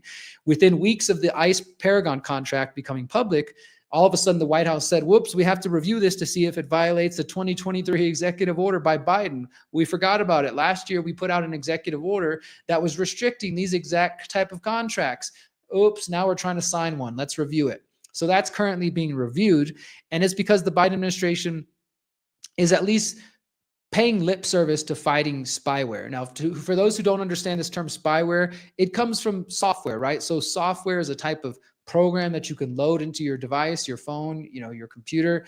Spyware is software something that can be loaded onto a device that spies on people, and it can be remotely loaded. So this doesn't mean you have to actually get someone's computer and put a chip in it or put in a USB drive and infect them. You can do this remotely. This is how the government operates and how private companies operate. They have developed spyware and they're selling it to law enforcement and to governments around the world. Now, the U.S. government claims that they care about promoting human rights and things of this sort, but in reality, we know that they can care less. I mean, that's the fact of the matter. We know they care about your privacy. They don't care about your freedom, any of these things. Ultimately, they are using these types of dangerous programs to invade the privacy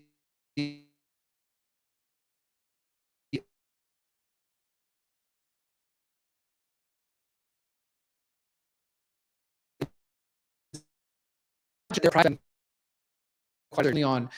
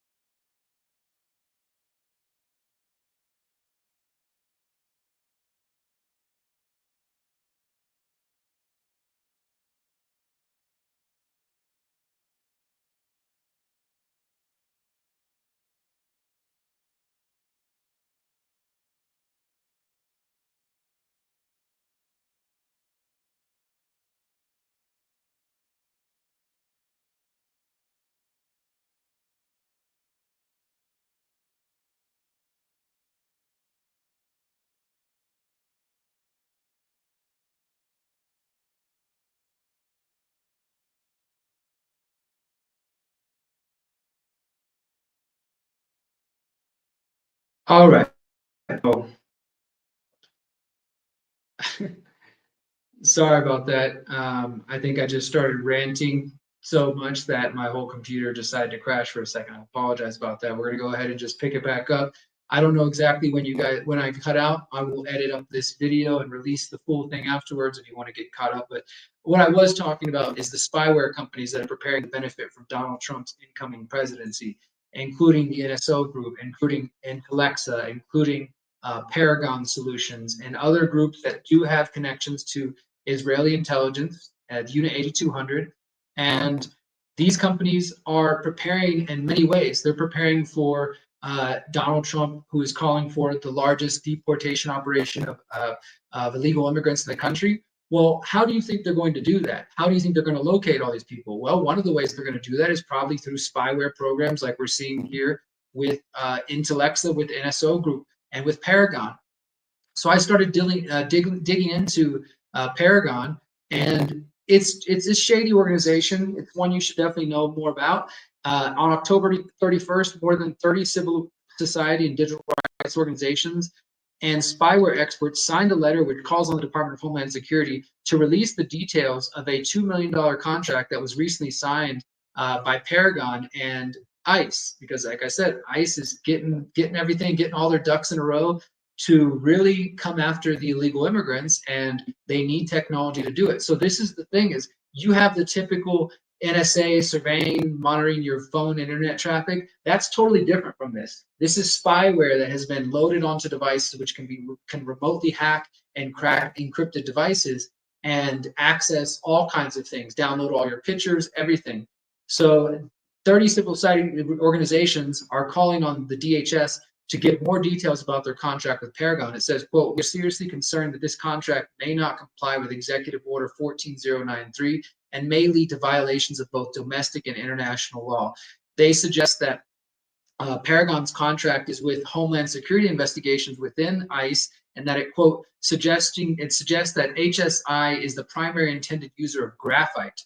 Graphite is a Trojan horse software developed by Paragon, which can extract data from encrypted messaging apps, as I said earlier.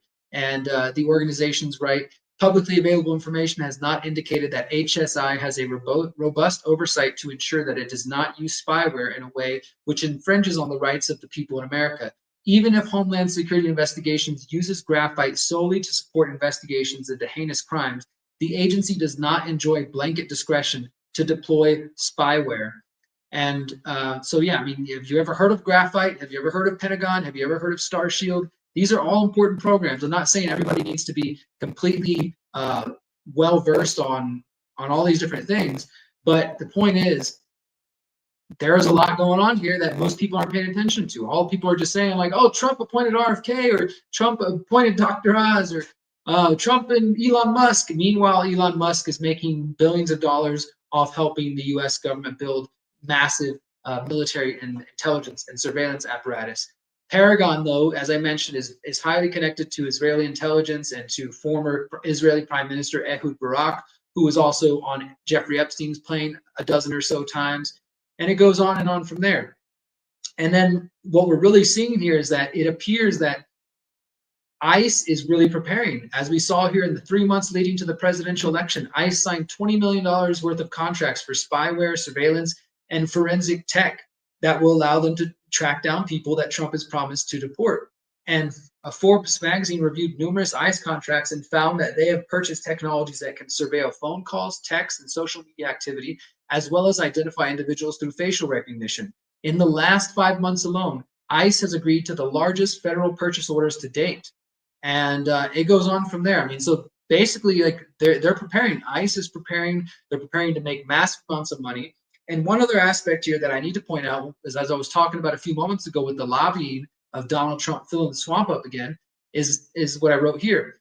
These type of location tracking devices are useful not only to ICE, but to the private prison companies who stand to benefit from an increase in holding facilities for illegal immigrants. The CEO of the GEO Group, one of the biggest private prison contractors, recently estimated that the company could make as much as $400 million annually under Donald Trump by filling beds with individuals who have been accused of illegal immigration.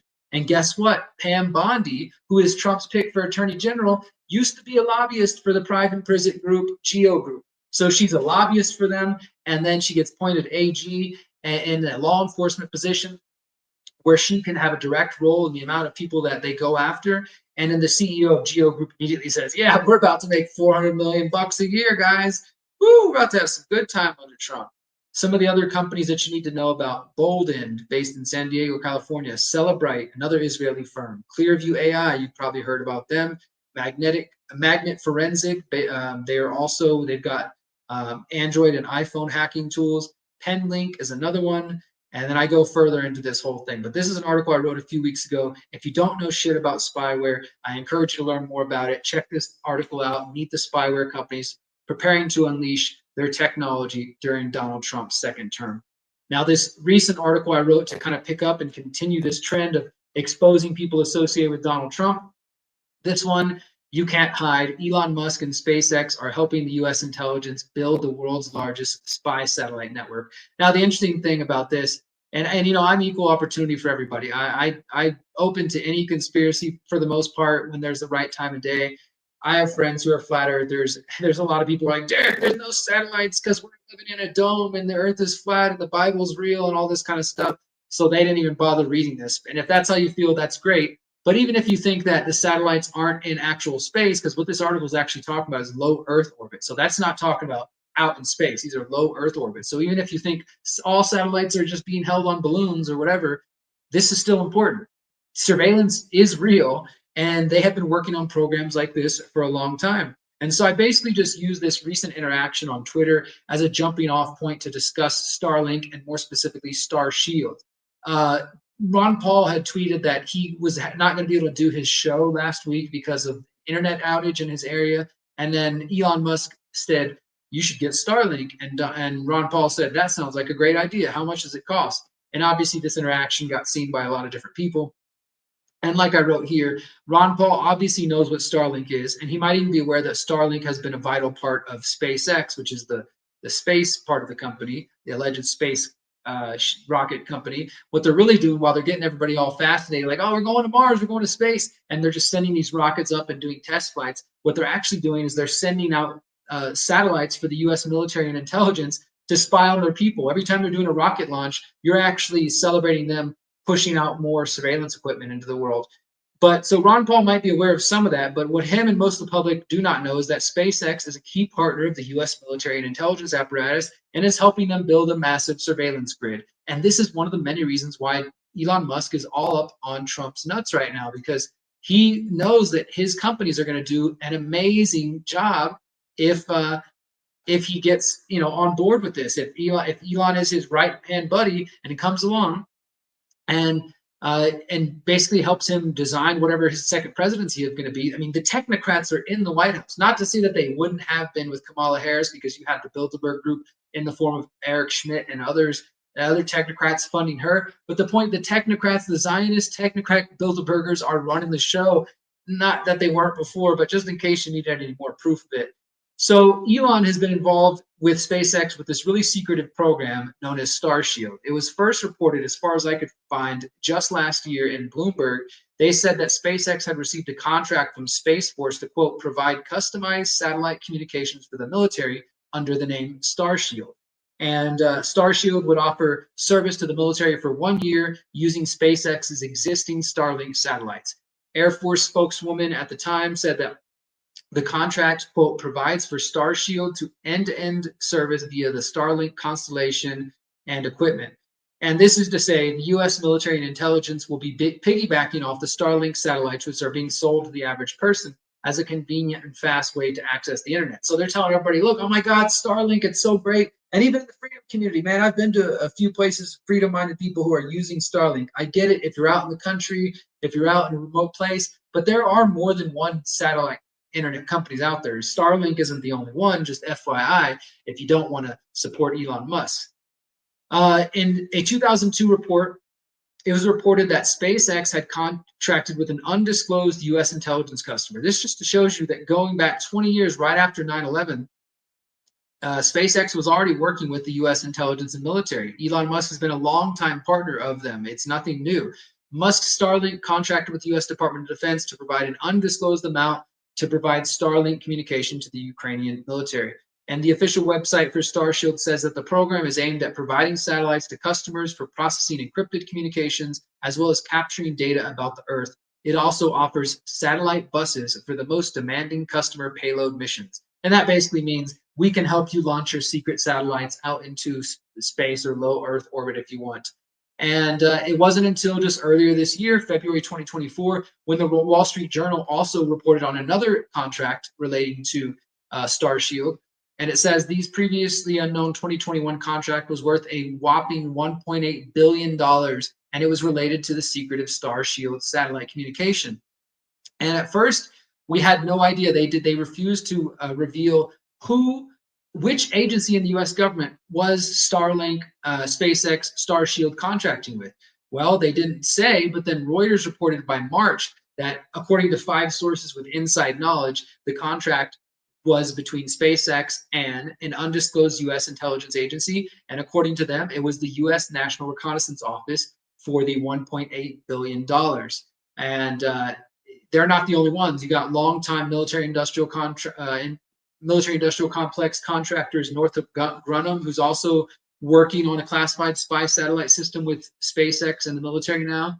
And the NRO is an interesting agency because this is the agency that designs, builds, launches, and operates reconnaissance satellites for the U.S. government. It was founded in 1961, but they didn't even reveal that it existed until 1992. So for 30 years, people, once we started going to space, allegedly, people started, to assume that the military was doing different things, but it wasn't actually revealed to the public till 1992. Think about that.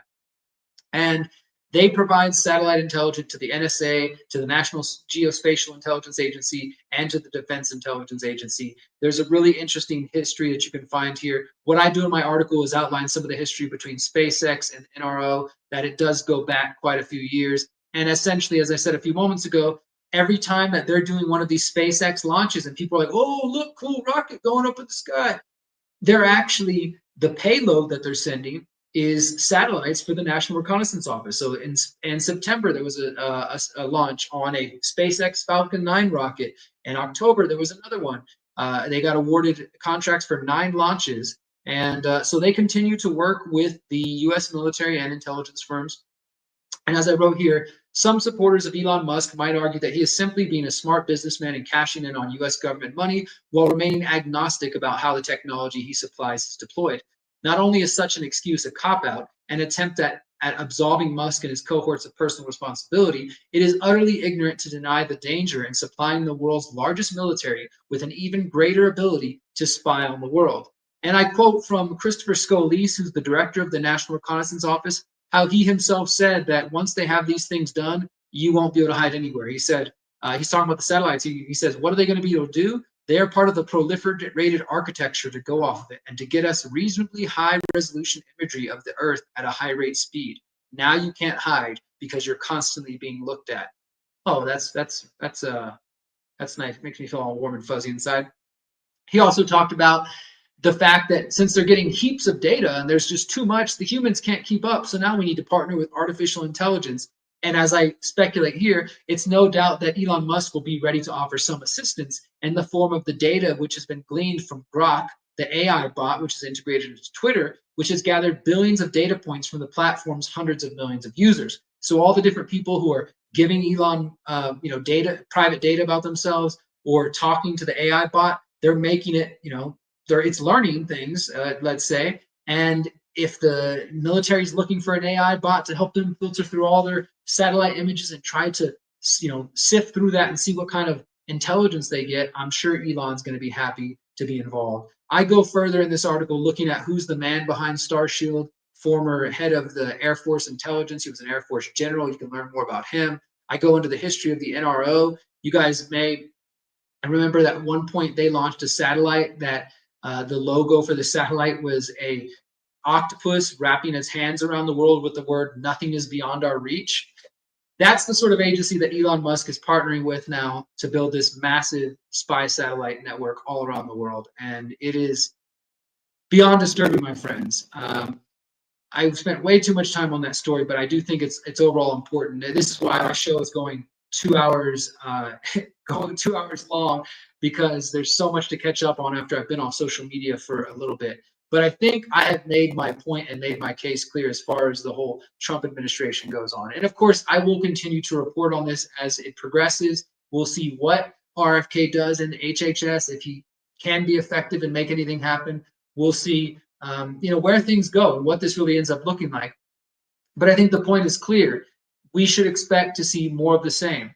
Maybe you're going to get some scraps from the table. Maybe they're going to throw you a few bones here and there. But at the end of the day, the American people are not going to get what they thought they were voting for with Donald Trump, because Donald Trump is going to do what the Zionists behind him, like Miriam Adelson, who funded him for $100 million plus, and Peter Thiel, and all the different players that are really running the show. You're going to get more of that, my friends, because government isn't the answer, because voting for politicians isn't the answer, and believing in billionaire technocrats and hoping they're going to save you isn't the answer. In fact, it's quite naive, my friends. I know that's difficult for some of you people, and you like to think that saying these things means that I'm black-pilled, or Whitney Webb and other people are black-pilled. But in reality, when you let go of this infantile need for believing you have to have government running your life and taking care of you, you can actually step into it and take the true white pill, or the true awakening, which is recognizing that government isn't the answer. You have to be responsible for your own life. You have to take control of your own life. You need to not be dependent on their systems, and you need to be as free from their systems as quick and as soon as possible. This is what a lot of my work focuses on, particularly my book, How to Opt Out of the Technocratic State, which you can download for free at theconsciousresistance.com/how-to. All right. I'm going to try to wrap up in the next 10 minutes, but I do got two more important stories that I want to cover, and that is about Joe Biden's legacy, and then we're going to talk about these latest stories about transgender care, and then we're going to talk about a couple of positive stories. So let's see what we can do. Thank you guys for being here for the Conscious Resistance Live, episode 145. If you appreciate my work, visit theconsciousresistance.com/invest, and you can support me and all the things I do. So let's go ahead and jump right into it. The first element of the Biden legacy is relating to trafficking of migrant children. So you've probably heard about this to some extent if you followed independent media, particularly I would say more right-leaning media, because a lot of people ignore these stories. And to be fair, I don't want to say I ignore them. I've talked a lot about child trafficking in different ways, but this hasn't been my sole focus. But I decided it was worth talking about since Biden's on his way out, and there really is a huge problem with trafficking of migrant children. And I don't think Donald Trump is innocent of some of the causes of this. But nevertheless, let's just look at a few of these pieces. This was recently written by myself at The Last American Vagabond, The Biden Administration's Legacy of Migrant Children Trafficking. And I go through here and show how that in November 19th, U.S. Senator Bill Cassidy of Louisiana released a report accusing the Biden administration of failing to secure the southern border, resulting in exploitation and the abuse of migrant children. And in this report, he lays the blame at the feet of the HHS, which is where RFK is supposed to be nominated to, at the HHS's Office of Refugee Resettlement, or the ORR, and the Department of Labor, the DOL. He says that the Biden administration's lax immigration policies led to the current situation where thousands of unaccompanied children have fallen prey to human trafficking and forced labor. He said, quote, Joe Biden and Kamala Harris had the power to prevent the exploitation by children by securing the southern border. Unfortunately, Democrats treated the border crisis as a messaging issue for the presidential campaign.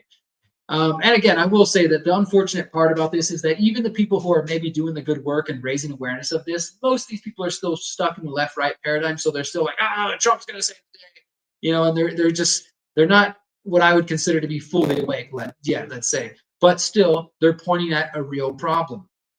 And namely, these are a few of the things that the Biden administration, and really going back to the Obama administration, did that make no sense. And this is what I was saying earlier about how it seems like perfectly engineered for the left-wing Democrat progressives to have policies that are so insane that it makes it very easy for somebody like Trump to swoop in and say, oh my God, this is so insane, we're going to fix it. And people run to that, run over to the other side.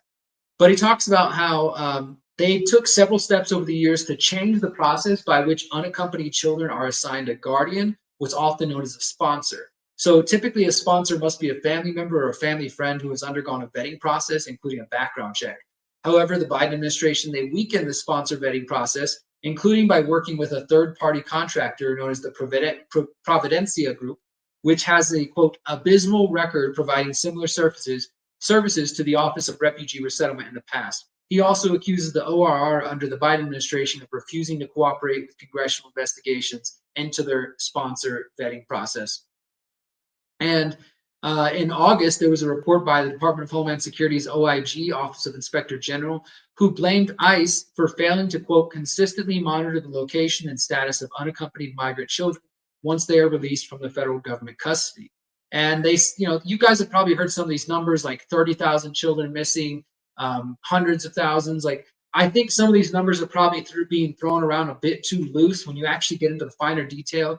What it really means is that they weren't able to get anybody to answer the phone on a follow-up call, or some of these people didn't show up for a follow-up hearing. So let's say that a kid does come across the border, and like, just imagine it's like a true situation where the parents like, just go on by yourself and we'll pay a mule or somebody to get you across so you can have a better life.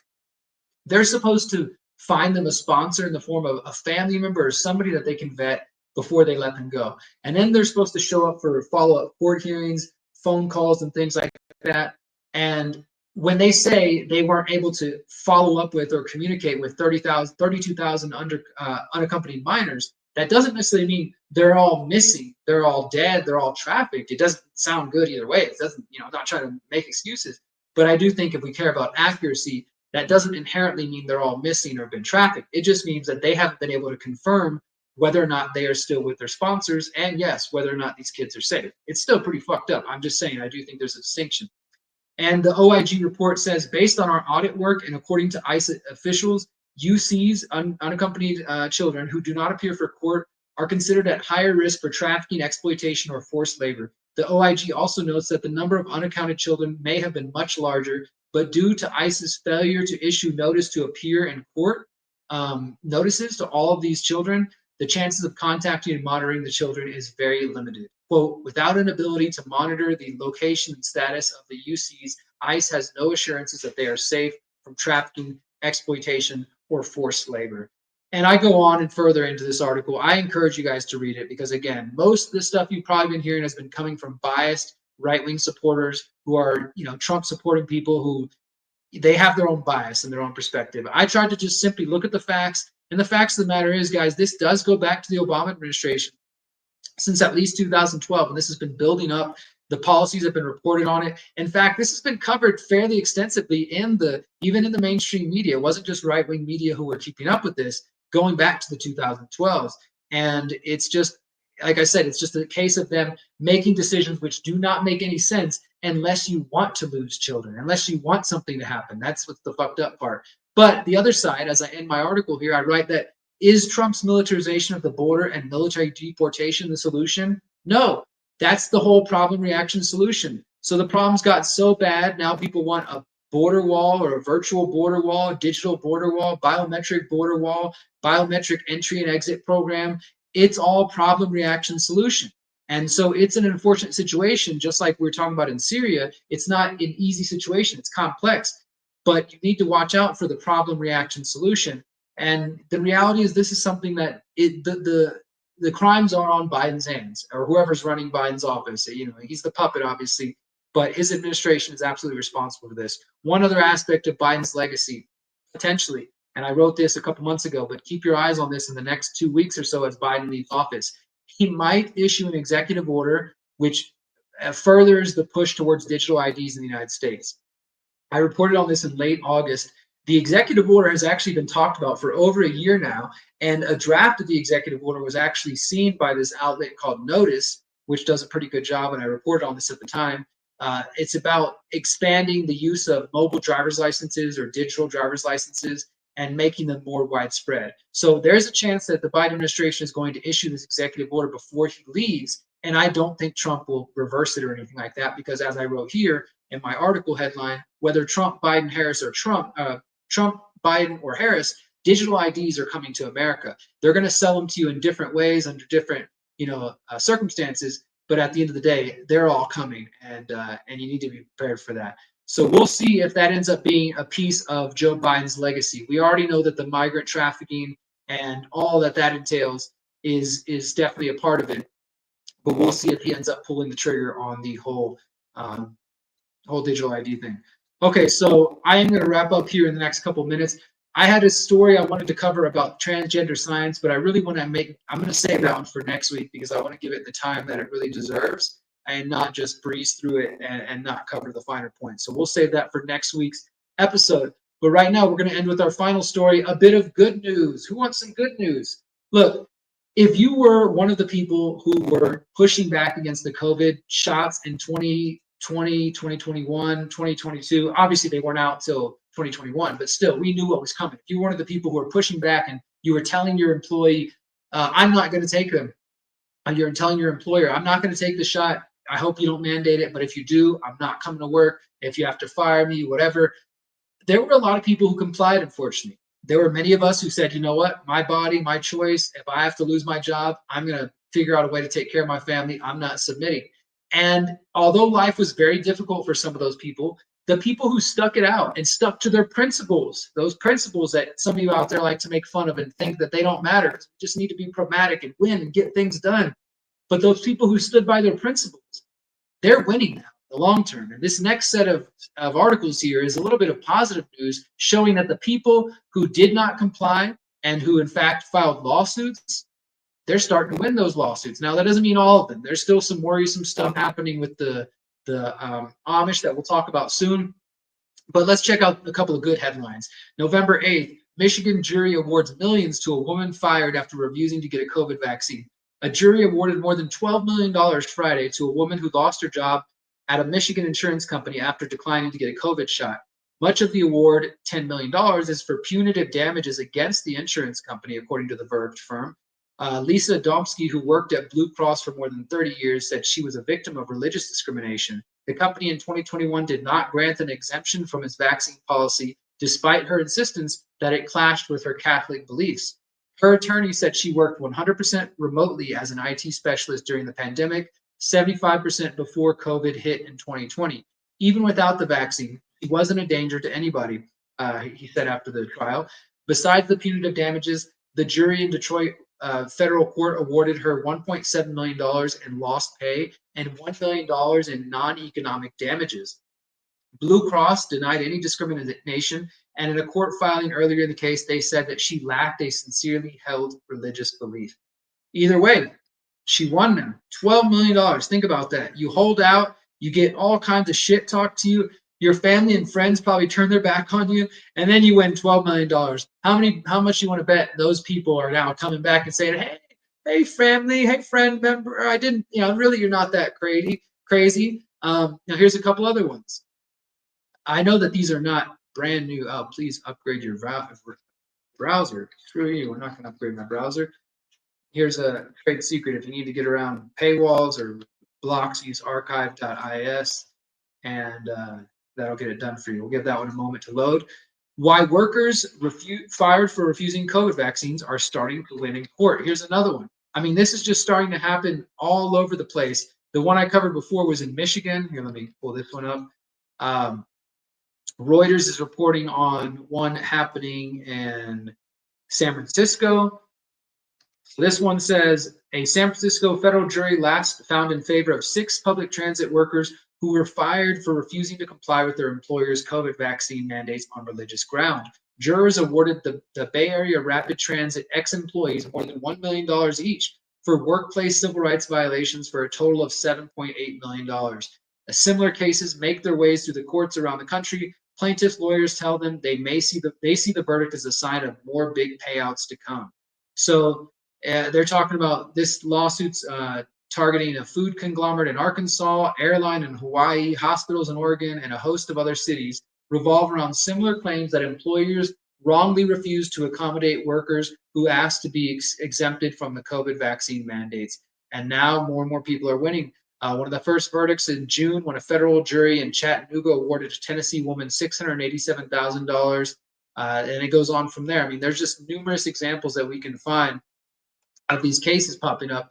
And that's a positive thing. So again, for those of you who had your principles, who stood by your principles, and didn't give in, great job. I mean, the unfortunate thing, the sad thing about it here is that at the end of the day, you guys know the truth, right? The people, the taxpayers are the ones who are going to pay for some of these. Now, in the case of the first one, it said Blue Shield was going to pay out of pocket for the $12 million, but still, the people are the ones that fund the courts, that fund the judges, that fund all this thing. So even if you opted out and you said no thanks, if you're still paying taxes, they're still taking money for your pockets. But nevertheless, take a moment, celebrate some positive things happening. People who stood up for their principles, they're now being rewarded to the tune of millions of dollars. Very cool for those people. Guys, that is all of the show for today. We've got just a brief segment left here, but I want to remind you guys that I've been broadcasting for 15 years now. I am paid monthly to write articles for The Last American Vagabond, but the vast majority of my support, it comes from you on a monthly basis. If you want to visit theconsciousresistance.com/invest, you can sign up to support me for as little as $3 a month on Buy Me a Coffee. You can sign up on Substack to support monthly or annually. You can send cash and equipment to my P.O. box if you want. You can send cryptocurrency if you're into that as well. Any way you can support to help me continue to do this is always appreciated so that I can continue to broadcast podcasts, documentaries, speak and organize events and do so many other things that I hope you guys will pay attention to and care about. And I really do appreciate your time. Last thing I want to share with you guys real quick. Usually I end the show with a segment called What's Derrick Reading? And I pick up a book off my shelf. But I'm actually going to show you guys a couple other things. Here's 3 books that I just ordered recently that I'm waiting to be delivered to me. The Unholy Trinity, the Vatican, the Nazis, and the Swiss banks. I'm looking forward to reading this one. I know some of that history, but I want to know more of it. Here's another one. It's an old book by Samuel Morse. You may have heard of Samuel Morse because of Morse code. Well, did you know that he was adamantly opposed to the Jesuits and was warning about them in the 1800s? Foreign Conspiracy Against the Liberties of the United States, How the Jesuits Used the Vatican, Foreign Monarchies, the St. Leopold Foundation, and Subservient Catholic Mobs to Secretly Infiltrate and Control America. That's the full title. I got that one coming on the way. And a third one called Investigative Journalism, A Survival Guide, which is just obviously for me as a nerd for investigative journalism, learning from other journalists and from their stories and their experiences. Looking forward to reading all those and sharing them with you in the future. We're going to end tonight with a conscious music video, as we always do. And guys, I recently got to appear at the Long River Sessions in Houston, Texas. The Community Cultivation Network is what they call it. It was a 30-minute session of me performing 4 or 5 songs. Like if you've ever seen National Public Radio, NPR, do Tiny Desk, this is kind of like Tiny Desk, but it's based in Houston with Houston-based artists. So I got to go there and perform, and I did a song. And the one I'm going to play for you tonight is called Till Tomorrow Comes. This is my message for you guys tonight. And this song, it's about, you know, I wrote it about that place I was when I was in the middle of my drug addiction, but also kind of realizing that wasn't where I wanted to be, that there was somewhere else better for me to be, somewhere out there. I could feel it.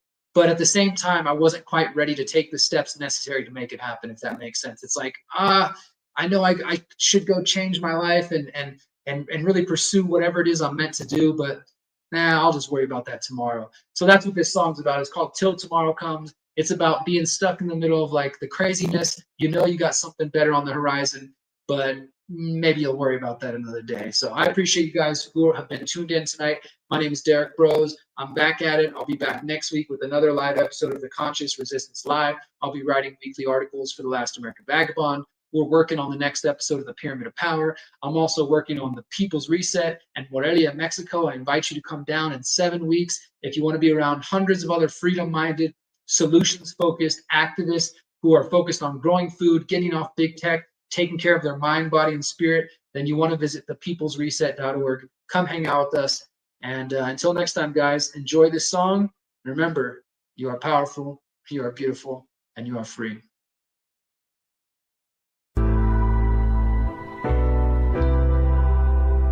Check 1, 2, 33. You know, I've been reflecting on where I've come from and where I've been, and you know, I really don't feel as lost as I used to, but I know some of you might, so this song goes out to you. Man, I ain't gonna lie, I ain't even slept in a week. I've been too busy counting pills to be counting sheep. See, recently, things have been moving fast for me. I'm swimming deep, no regrets, this ain't blasphemy. I got no time for flakes, cause I'm head and shoulders above the rest of these clowns trying to destroy what I love. Truth is, most days, I can't even feel my own heartbeat. I'm just going through the motions, searching for the real me. Hello? Are you in there? Can you hear me calling for help? You know when you in a crowd, but feel like it's just yourself? That's my daily battle, my power and my curse. But I won't stop fighting till I'm rocking in that hearse. Even on my worst days, I can't help but smile. Yeah, the struggle is real, but the journey's worth every mile. Yo, and that's not to say that I don't have some dark moments. Sometimes I think of it in my life, cause it don't make sense. And I don't know if I'ma make it through the night. And I'm too tired to put up a fight. I got big dreams, not chasing crumbs. And I just wait until tomorrow comes. And I don't know if I'ma make it through the night. And I'm too tired to put up a fight. I got big dreams, not chasing crumbs. And I just wait until tomorrow comes. I'm way too young to feel this loss, false idol. I've been feeling this way too long, suicidal. I can't help but notice this dope clears my mind. Maybe it's to keep the happiness that I can't seem to find. But nah, if I was seeking clarity, I just need to look inside. Find a quiet space, talk to creator, confide that I feel like I'm losing my grip on this world. I can't tell if I'm supposed to be here with this girl. I mean, it feels good right now, but what about tomorrow? They passing the blunt my way, no time for sorrow. Anyways, what was I saying? By the way, who are you? I really hope I get to ride this high to somewhere new. Elevate myself to heights previously thought impossible. I keep making mistakes, but I'm trying to be responsible. It feels like things are going too fast, I can't keep up. I need a pause, my anxieties are starting to creep up. And I don't know if I'ma make it through the night. And I'm too tired to put up a fight. I got big dreams, not chasing crumbs. But I just wait until tomorrow comes. And I don't know if I'ma make it through the night. And I'm too tired to put up a fight. I got big dreams, not chasing crumbs. And I just wait until tomorrow comes. I've never been good at hiding my state of mind. I've got no poker face, I'm just playing blind. It's hard not to think about everything I've lost, knowing that my pride and my joy, they were the cost. I really should stop thinking about my failing health. Maybe stop focusing on trying to build wealth. Are there really better days up on the horizon? It feels so bleak, darker days are where I've been. And I don't know if I'ma make it through the night. And I'm too tired to put up a fight. I got big dreams, not chasing crumbs. But I just wait until tomorrow comes.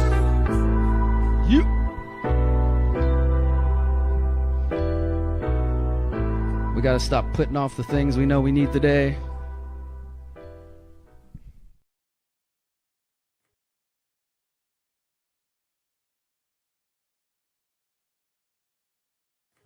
Since 2012, the Conscious Resistance Network has been an independent media organization focused on empowering individuals through education, philosophy, health, and community organizing.